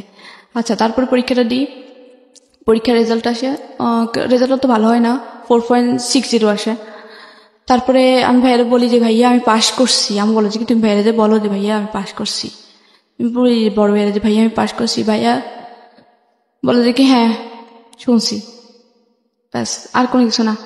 তারপরে আমার খুব খারাপ লাগে যে আমি আমাদের এলাকার মধ্যে ভালো করছি। আমার আগে 2টা মেয়ে ছিল শুধুমাত্র, একটা প্লাস পাইছে আর একটা হচ্ছে 4.83 পাইছে। ওই তারপর আমি ছিলাম তৃতীয়। তারপরে আমার খারাপ লাগে যে আম্মু খুশি, অনেকেই খুশি, আমার ভাই চাচাতো বোনও কিন্তু ভালো রেজাল্ট করেন, 3.23 পাই।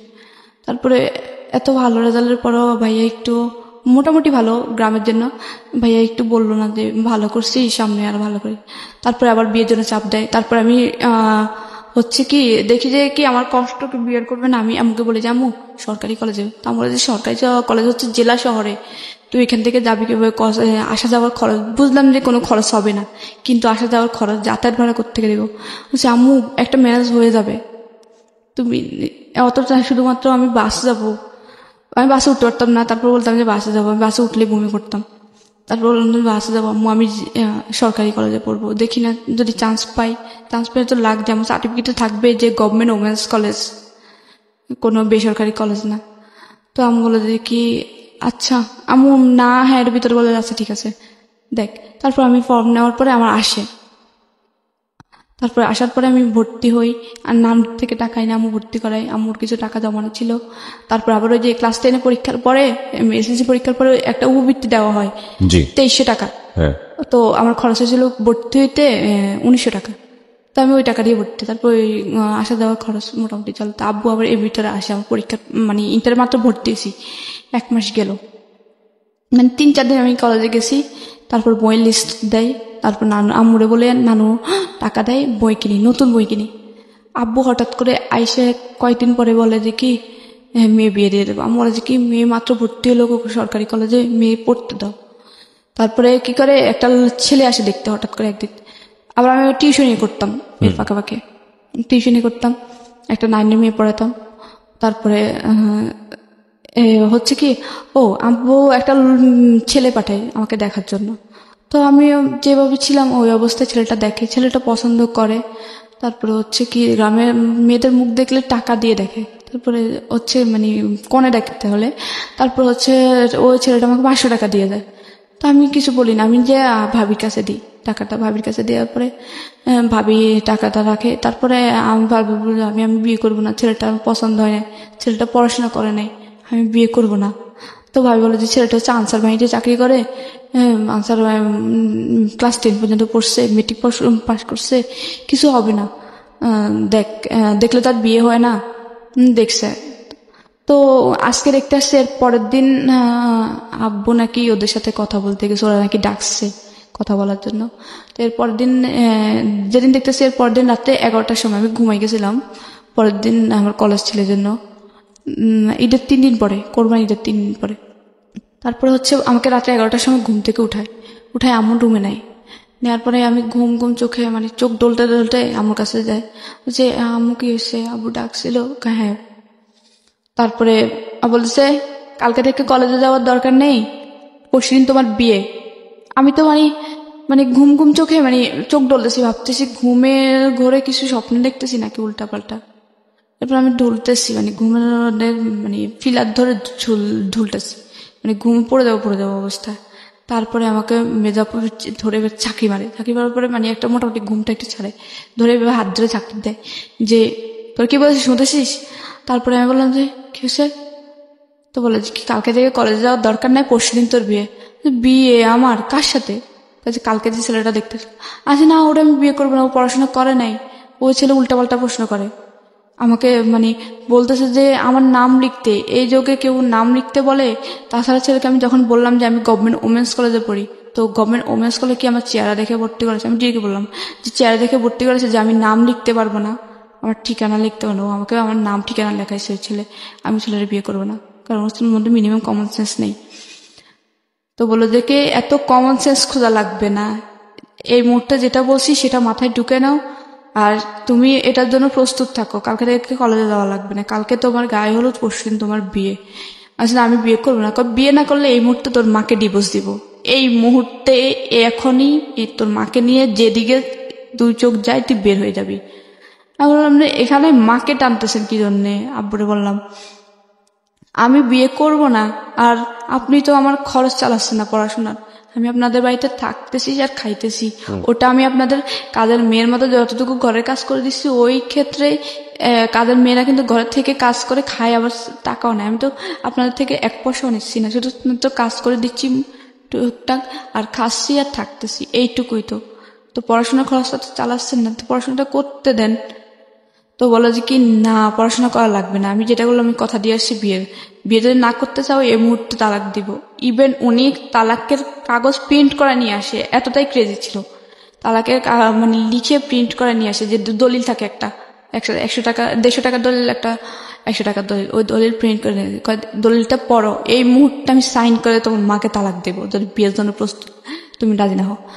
তখন আমি আম্মুর দিকে তাকাচ্ছি, আম্মু কান্নাকাটি করতেছে। তখন আমি যখন ইন্টার ফার্স্ট ইয়ার পড়ি মোটামুটি বুঝি যে মার এ বয়সে তালাক মানে কি, মানে মান সম্মান পুরোটাই যাবে। তখন আমি অনেক চাপের মুখে পড়ে আম্মুর দিকে তাকাই। তখন 11টা থেকে রাত 2টা পর্যন্ত আমি অনেক কান্না করি। এরপরে আম্মু অনেক বুঝে বলে দিকে থাকবে, এর জন্য পুরো রাজি হয়ে যায়। তারপরে আমি বলি আচ্ছা মা, তোমার যা ইচ্ছা তুমি তাই করো। তারপরে আমি শুধুমাত্র আম্মুর ডিভোর্সটা ঠেকানোর জন্য বিয়েতে রাজি হই, আর নিরুকে ফোন দিই যে আমাকে বিয়ে দিয়ে দিচ্ছে এভাবে। আমি ছেলের নাম জানি না, কিন্তু ছেলেটা হচ্ছে শান্তিনগর, মানে পাশের গ্রামের শান্তিনগরের ছেলেটা। আমি জানি না ছেলেটার নাম কি, কোন বাড়ির কি, কিচ্ছু জানি না। তারপরে নিরু এর পরের দিন সকালবেলা ওই ছেলের কিভাবে যেন খোঁজ নেয়, নিয়ে ওর ছেলেকে ফোন দিয়ে বলে যে ভাইয়া আপনি যে মেয়েটাকে বিয়ে করতে যাচ্ছেন ওর সাথে আমার সম্পর্ক আছে, প্লিজ ভাইয়া আমি অসুস্থ মানুষ, ওকে আপনি বিয়ে করেন না, ও আমাকে ছাড়া বাঁচবে না, ও অলরেডি একবার অ্যাবনর্মাল হয়েছিল, আর আমি ওকে ছাড়া বাঁচবো না, আল্লাহ মনে হয় আমাকে ওর জন্যই বাঁচা রাখছে। তারপরে ওই মানে আমার হাজবেন্ড যার সাথে বিয়ে, ওর নাম ছিল বেলাল। তারপরে আমি বিয়ের পরে জানলাম আর কি ওর নাম যে বেলাল। তারপরে ও বলে যে কি আচ্ছা রাখেন ফোন। তারপরে রেখে দিয়েছে। তারপরে খুব গর্ভভাবে বিয়ে হয়। বিয়ের সময় ছেলে পক্ষ থেকে শুধুমাত্র আমাকে একটা নাকের ফুল দিয়েছিল। নাকের ফুলটা তাও আমার হাজবেন্ডের বড় বোনের নাকের ফুল এনে আমাকে দিয়ে ওইটুকু দিয়ে বিয়ে, আর কোনো অলংকার দেওয়া হয় নাই। শুধুমাত্র 2টা শাড়ি দিছিল, 2টা শাড়ি দিছিল ওইটাই। তারপরে আমি বলি যে আম্মু আবার এটা বলছিলাম যে আম্মু আমি বিয়ে করতে পারি এক শর্তে, বিয়ের পরে ছেলে যেন এখন পড়াশোনা করায়। আম্মু তুমি শুধুমাত্র ছেলেটাকে এটা রিকোয়েস্ট করো যেন আমাকে পড়াশোনা, আমি পড়াশোনার প্রতি খুবই ইন্টারেস্টেড ছিলাম যে আমি পড়াশোনা করবই, যেন আমার একটা থাকে যে আমার কেউ নাই, আমার পড়াশোনা আছে, এটা আমারই থাকবে, এটা কে কখনো নিতে পারবে না। তো আমি বলা যে কি আমি ছেলের সাথে কথা বলছি, ছেলে তোমাকে পড়াশোনা করাবে, তুমি চিন্তা করো না। তারপরে আচ্ছা আমি কিন্তু এদিক দিয়ে নীরুকে বলে রাখছি যে তুমি আমাকে কোনোভাবে নিয়ে যাও। তখন নীরু খুবই অসুস্থ ছিল, ওর হাইড্রোজার কেমন ছিল, ওর খুবই প্রচন্ড বুকে ব্যথা ছিল, খুব অসুস্থ ছিল, ও কিছু করে না। তখন ও চিন্তা করলো যে আমি ওদের নিয়ে আসবো। ও খুব কান্না করছিল, খুবই, ওর ফোনের ওই দিনের কান্নাটা খুব চিৎকার করে কান্নাটা আমার কানে এখনো বাজে। নীরু, হ্যাঁ। তো আমি বললাম যে তুমি আমাকে নিয়ে যাও প্লিজ, আমি এখানে থাকলে আমার বিয়ে দিয়েই দেবে, আম্মুর ডিভোর্স হয়ে যাবে আমি যদি বিয়ে না করতে পারি, এখানে থাকা অবস্থা বিয়ে না করলে তুমি আমাকে কোনোভাবে পালায় নিয়ে যাও। ও বলে যে কি আমি পালায় নিব কি, নিতে পারতেছি না এখন এই মুহূর্তে, আমি তোমাকে আর ছাড়তেও পারতেছি না, বা পালায় নিয়ে যাব সেটাও পারতেছি না। আমি যে একটা রোজগার করে নিয়ে তোমাকে পালায় নিয়ে কিছু একটা করে খাবো বা একটা দিন তোমাকে চালাবো, একটা দিন চালানোর মতো ক্ষমতা আমার মধ্যে নাই, ওই এবিলিটি আমার নাই। কারণ আমি আমার বাবার উপর ডিপেন্ড, আমার বাবা আমার সম্পূর্ণ ক্যান্সারের কষ্টে বের করতেছে, এই অবস্থা আমি তোমাকে নিয়ে কি করব? আমার নিজের রাস্তায় পড়ে মরতে হবে, কারণ আমার ক্যান্সার চিকিৎসা না চললে আমি শেষ। তারপর ও খুব কান্নাকাটি করে। তারপরে আমার নর্মালি ভাবে বিয়ে হয়, আমার 2টা বান্ধবীকে দাওয়াত দিই, আমি খুবই কান্নাকাটি করি। আমার 2 দিনের কান্নায় সারাক্ষণ চোখ দিয়ে পানি পড়ে, তারপর চোখ মুখ ফুলেছিল। আমি ওই ছেলের মুখে দিয়ে কিন্তু তাকাইনি যখন আমি দেখতে আসে, তারপর নামও জানতাম না। তারপরে বিয়ে হওয়ার পরে ওকে যখন সদরে দেয়, সদর বলতে জামাই করে নেয়, তো নেওয়াটা শেষ হলো। তারপরে হচ্ছে কি কথা ছিল যে আমাকে উঠে নিবে না, আরো 3 মাস পরে উঠে নিবে, বা ছেলেও থাকবে না। তারপরে ছেলে থাকবে না, তারপরে কি ছেলে হঠাৎ করে বলতেছে যে বিয়ের কাজ সম্পূর্ণ সন্ধ্যার পরে বলতেছে কি ছেলে আজকে যাবে না, ছেলে থাকবে এখানে, মেয়ের সাথে থাকবে। তারপরে রাত্রে 11টার থেকে নর্মালি ভাবেই ওর সাথে আমাকে দেবে, বাসুরে দেওয়ার পর আমি ওর নাম জানতাম না। তারপরে ভাবি বললো যে ভাবি ছিল আমার, ভাবি আমাকে বললো যে ওকে সালাম করো। আমি নর্মালি ওকে সালাম করলাম, করার পরে ভাবি চলে গেল। তারপর দরজাটা অফ করলো, আমি ওর নামও জানি না তখন পর্যন্ত। আর ও আমাকে প্রথম বললো যে কি কালকে আমাকে একটা ছেলে ফোন দিয়েছিল, ওর ডিরেক্ট প্রথম কথা এটাই, ভাবির যে রুম থেকে বের হয় ওর সোজা এটাই কথা ছিল, এই কালকে একটা ছেলে আমাকে ফোন দিয়েছিল, ছেলেটার নাম নীরু ছিল। ছেলেটা বলছিল তোর সাথে নাকি ওই ছেলের সাথে সম্পর্ক ছিল, এটা কি সত্য? তাই ওর সাথে লুকাই না, কারণ ওর সাথে যখন আমার বিয়ে হয়েই গেছে তখন আমি ওর কাছে বলি যে হ্যাঁ সম্পর্ক ছিল, জাস্ট এটা বললাম যে সম্পর্ক ছিল। আমার এখনো মনে পড়ে ও আমাকে এত পরিমাণ থাপ্পড় দিছে, একটা মেয়ের জীবনে স্মরণীয়।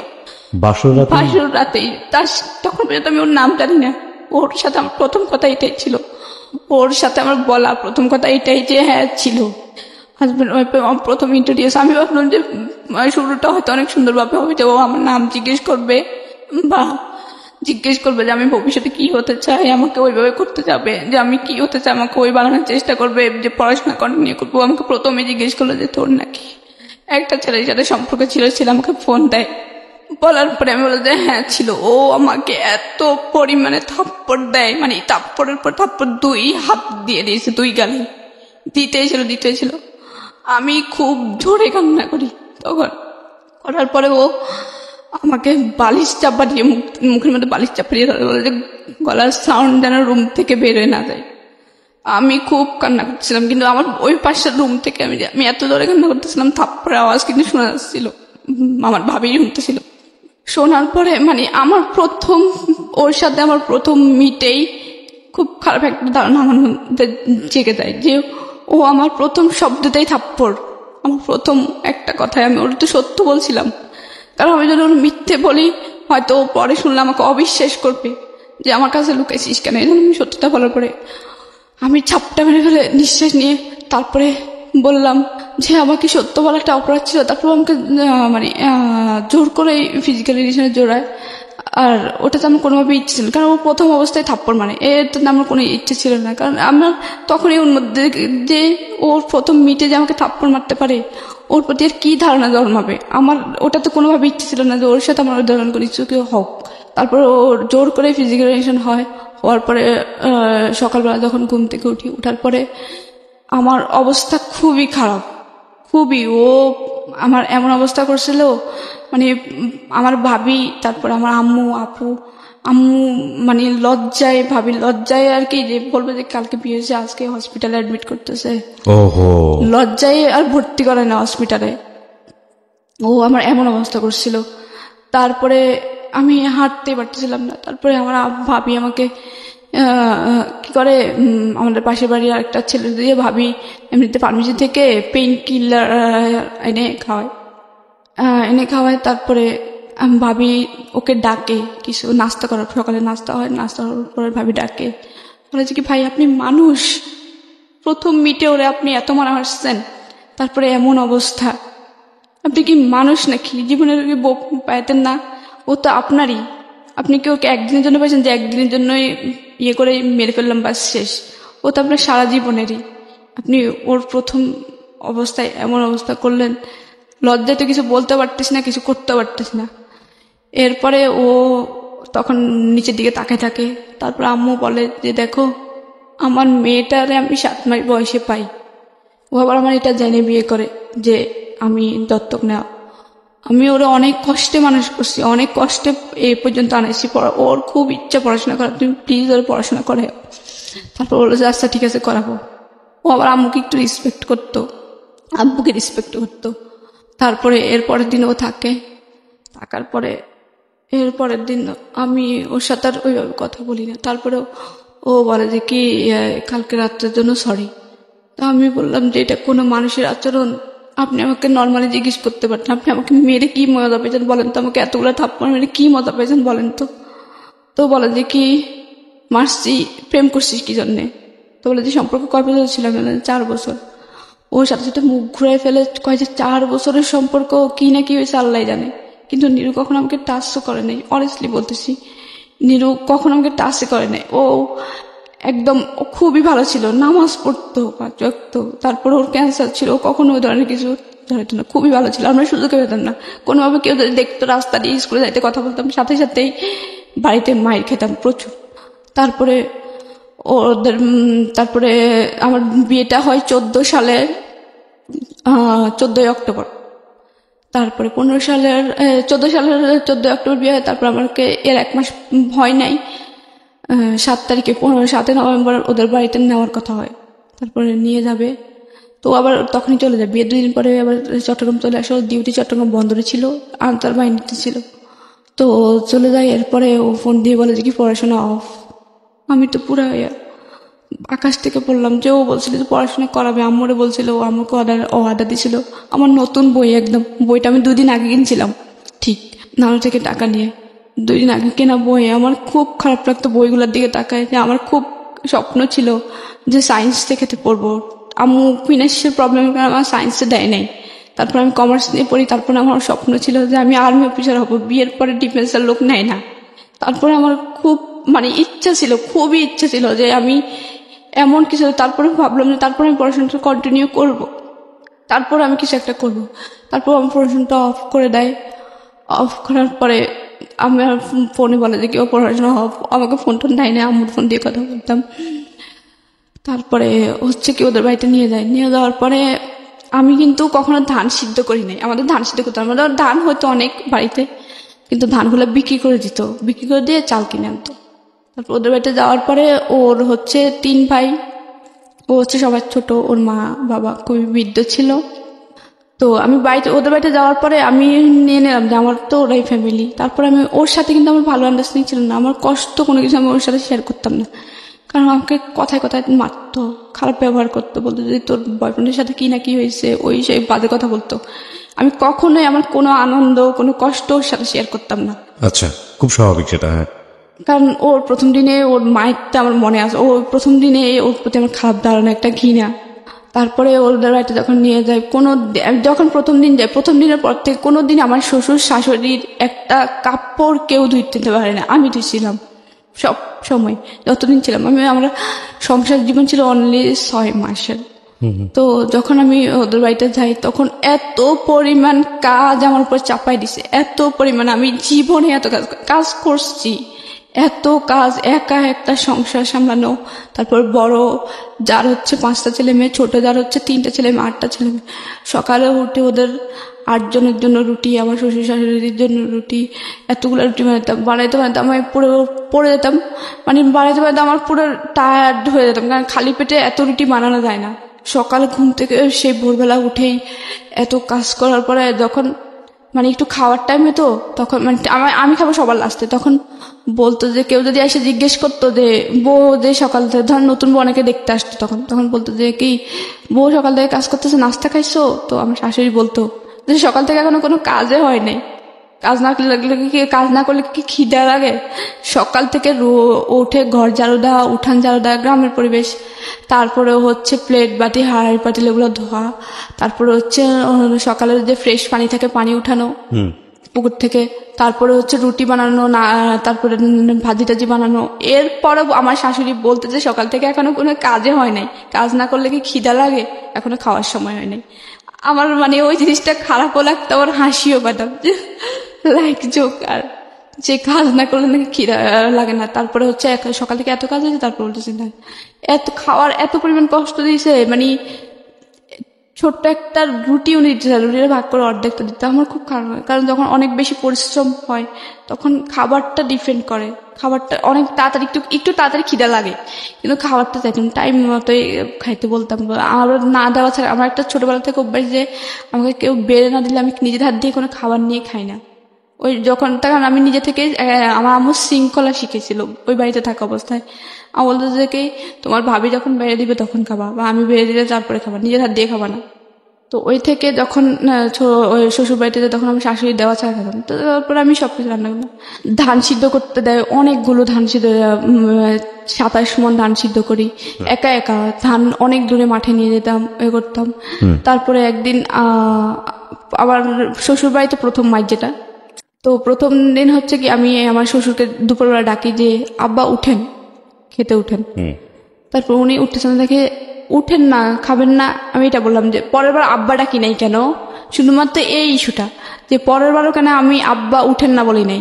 প্রথম বললেন যে আব্বা উঠেন খাবেন না, তারপর বললো আব্বা উঠেন না খাবেন না, আব্বা উঠেন খাবেন না এটা বলছি, আব্বা বলি নাই কেন।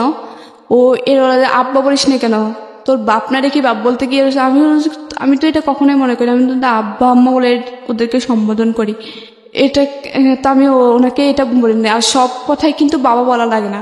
আমি যখন কাউকে ডাকি যে একবার নাম ধরলে হয়, সব জায়গায় নাম ধরতে হয়, ঠিক এটাও কিন্তু একটা নাম হিসেবে ব্যবহার হয়, যে আব্বা উঠেন না, আব্বা খাবেন না, আব্বা আব্বা বলা লাগে, একবার আব্বা বললেই তো হয়। ও আমাকে সাথে সাথে ওই যে নারকেল গাছের যে কোদা থাকে, এত মারা মারছে, ওরা যে কি আব্বা ডাকিস, আবার বলে যে কি সব কথা বলা লাগে, তুই কি অনেক বেশি বুঝিস, এত মারা মারছে। এরপরে আমি পাটি বুনতে পারতাম, যে শীতল পাটি, তখন আমাকে হয়তো মাস শেষ হলে 2 দিনের জন্য বাড়িতে যেতে দিত আম্মুর কাছে। তো মাস শেষ হয়েছে, আমি বললাম কি বাড়িতে যাব কালকে, যাব কি? তো বলে যে কি আচ্ছা যাইস।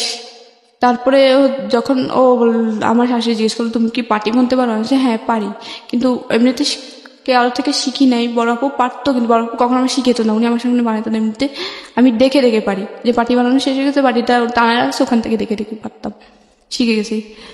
ও বলার পরে সাথে সাথে ও পাটি বানানোর যে গাছ থাকে ওই গাছ কাটা শুরু করে দিয়েছে, যেন আমি বাড়িতে না যেতে পারি। তারপরে আমার বাড়িতে যেতে খুব বিয়ে হতো, কারণ এখানে আমি খুবই অত্যাচারিত ছিলাম, খুব মারতো। আর আমার শাশুড়ি খুব মিথ্যে কথা বলতো ওর কাছে। তারপরে পাটি বানানোর গাছ কাটে, তারপরে আর যাওয়া হয় না বাড়িতে।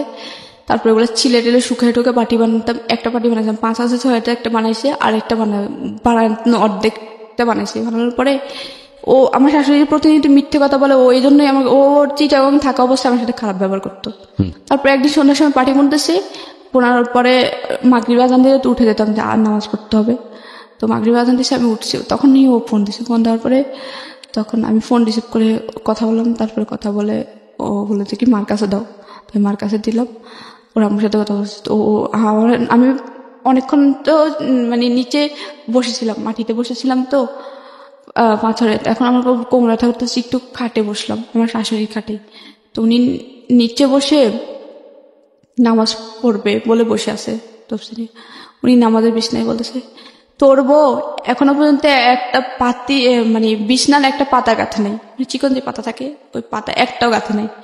ও সারাদিন একটা কাজও করে না, একটা পাতাও গাঁথে নেই। আমি মাত্র পাতা গেঁথে উঠলাম, মাত্র ও ফোন দেওয়ার পরে উঠলাম। মাগরিব আজান দিচ্ছে, এখন নামাজ পড়তে হবে, হাঁস মুরগি ঢুকাতে হবে, তারপর পানি টানি ঢুকাতে হবে, এজন্য।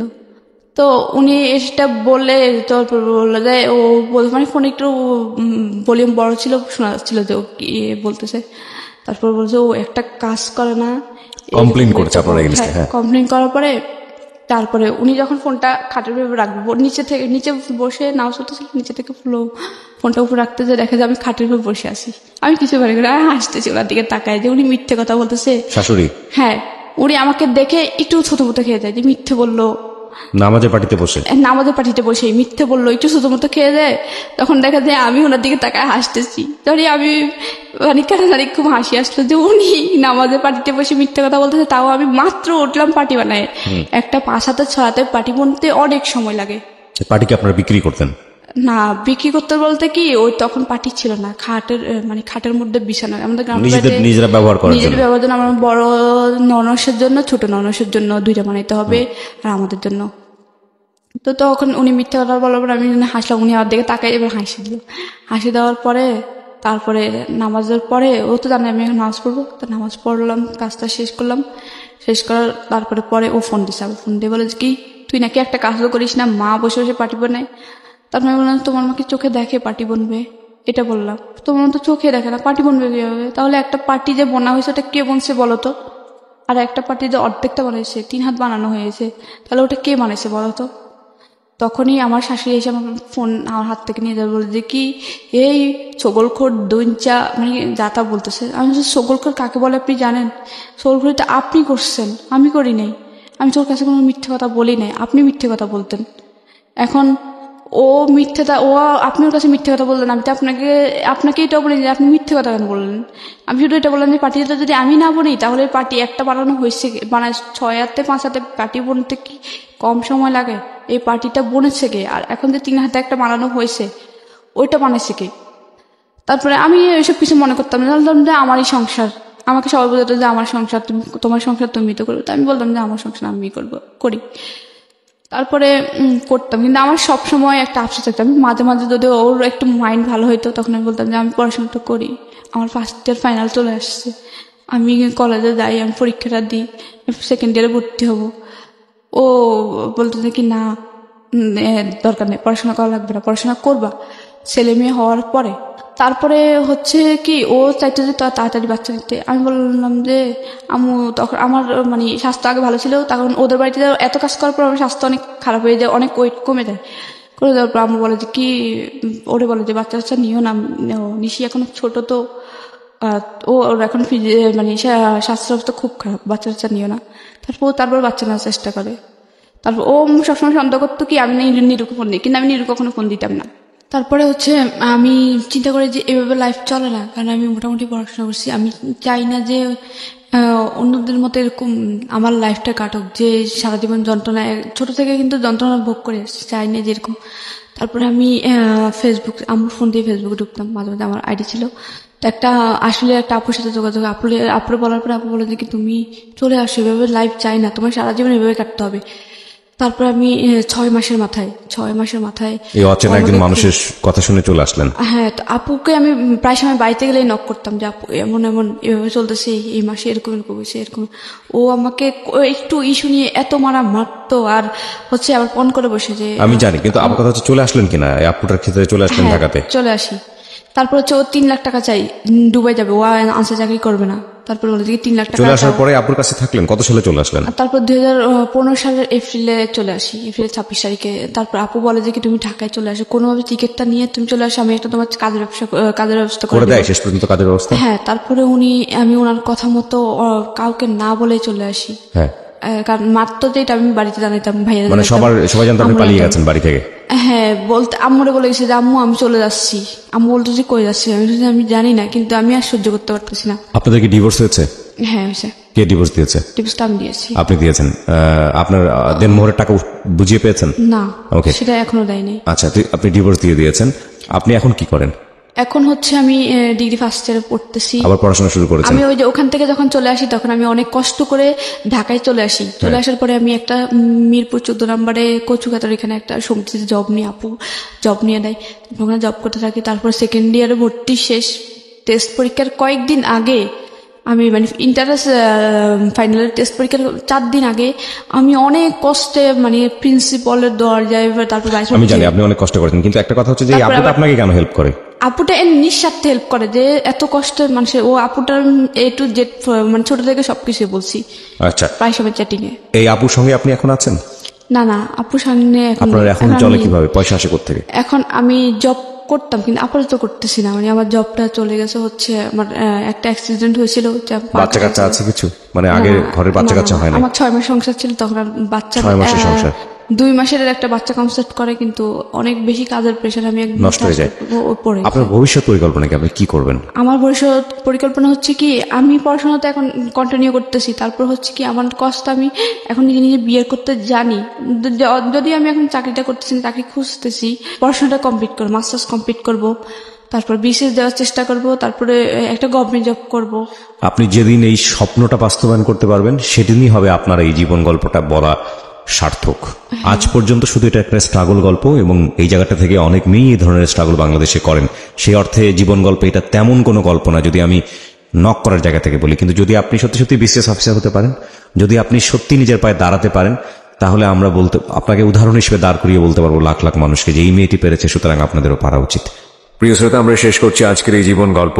আর সবসময় একটা কথা বলি, প্রতিটি জীবনই আসলে সম্ভাবনাময়। প্রতিটি জীবনের প্রতি আমাদের রেসপেক্ট থাকুক, কোনো মানুষকেই যেন আমরা অবজ্ঞা না করি, নিজের সমস্যাটাকেই যেন সবচেয়ে বড় সমস্যা করে না দেখি, কারণ আপনি যে সমস্যার মধ্যে আছেন তার থেকেও হয়তো বড় সমস্যায় আরো একজন আছে। সুতরাং মানুষের পাশে গিয়ে যেন দাঁড়াই, অন্যের আনন্দে যেন আনন্দিত হই, অন্যের দুঃখে যেন দুঃখিত হই। সবসময় মনে রাখবেন, প্রতিটি মানুষই ভুল করে, প্রতিটি মানুষই ভালো করে। সুতরাং ভুল ত্রুটির ঊর্ধ্বে নয় মানুষ, এবং মানুষকে যেন সেই প্রাপ্য সম্মানটা আমরা দিই। অনেক ভালো থাকুন।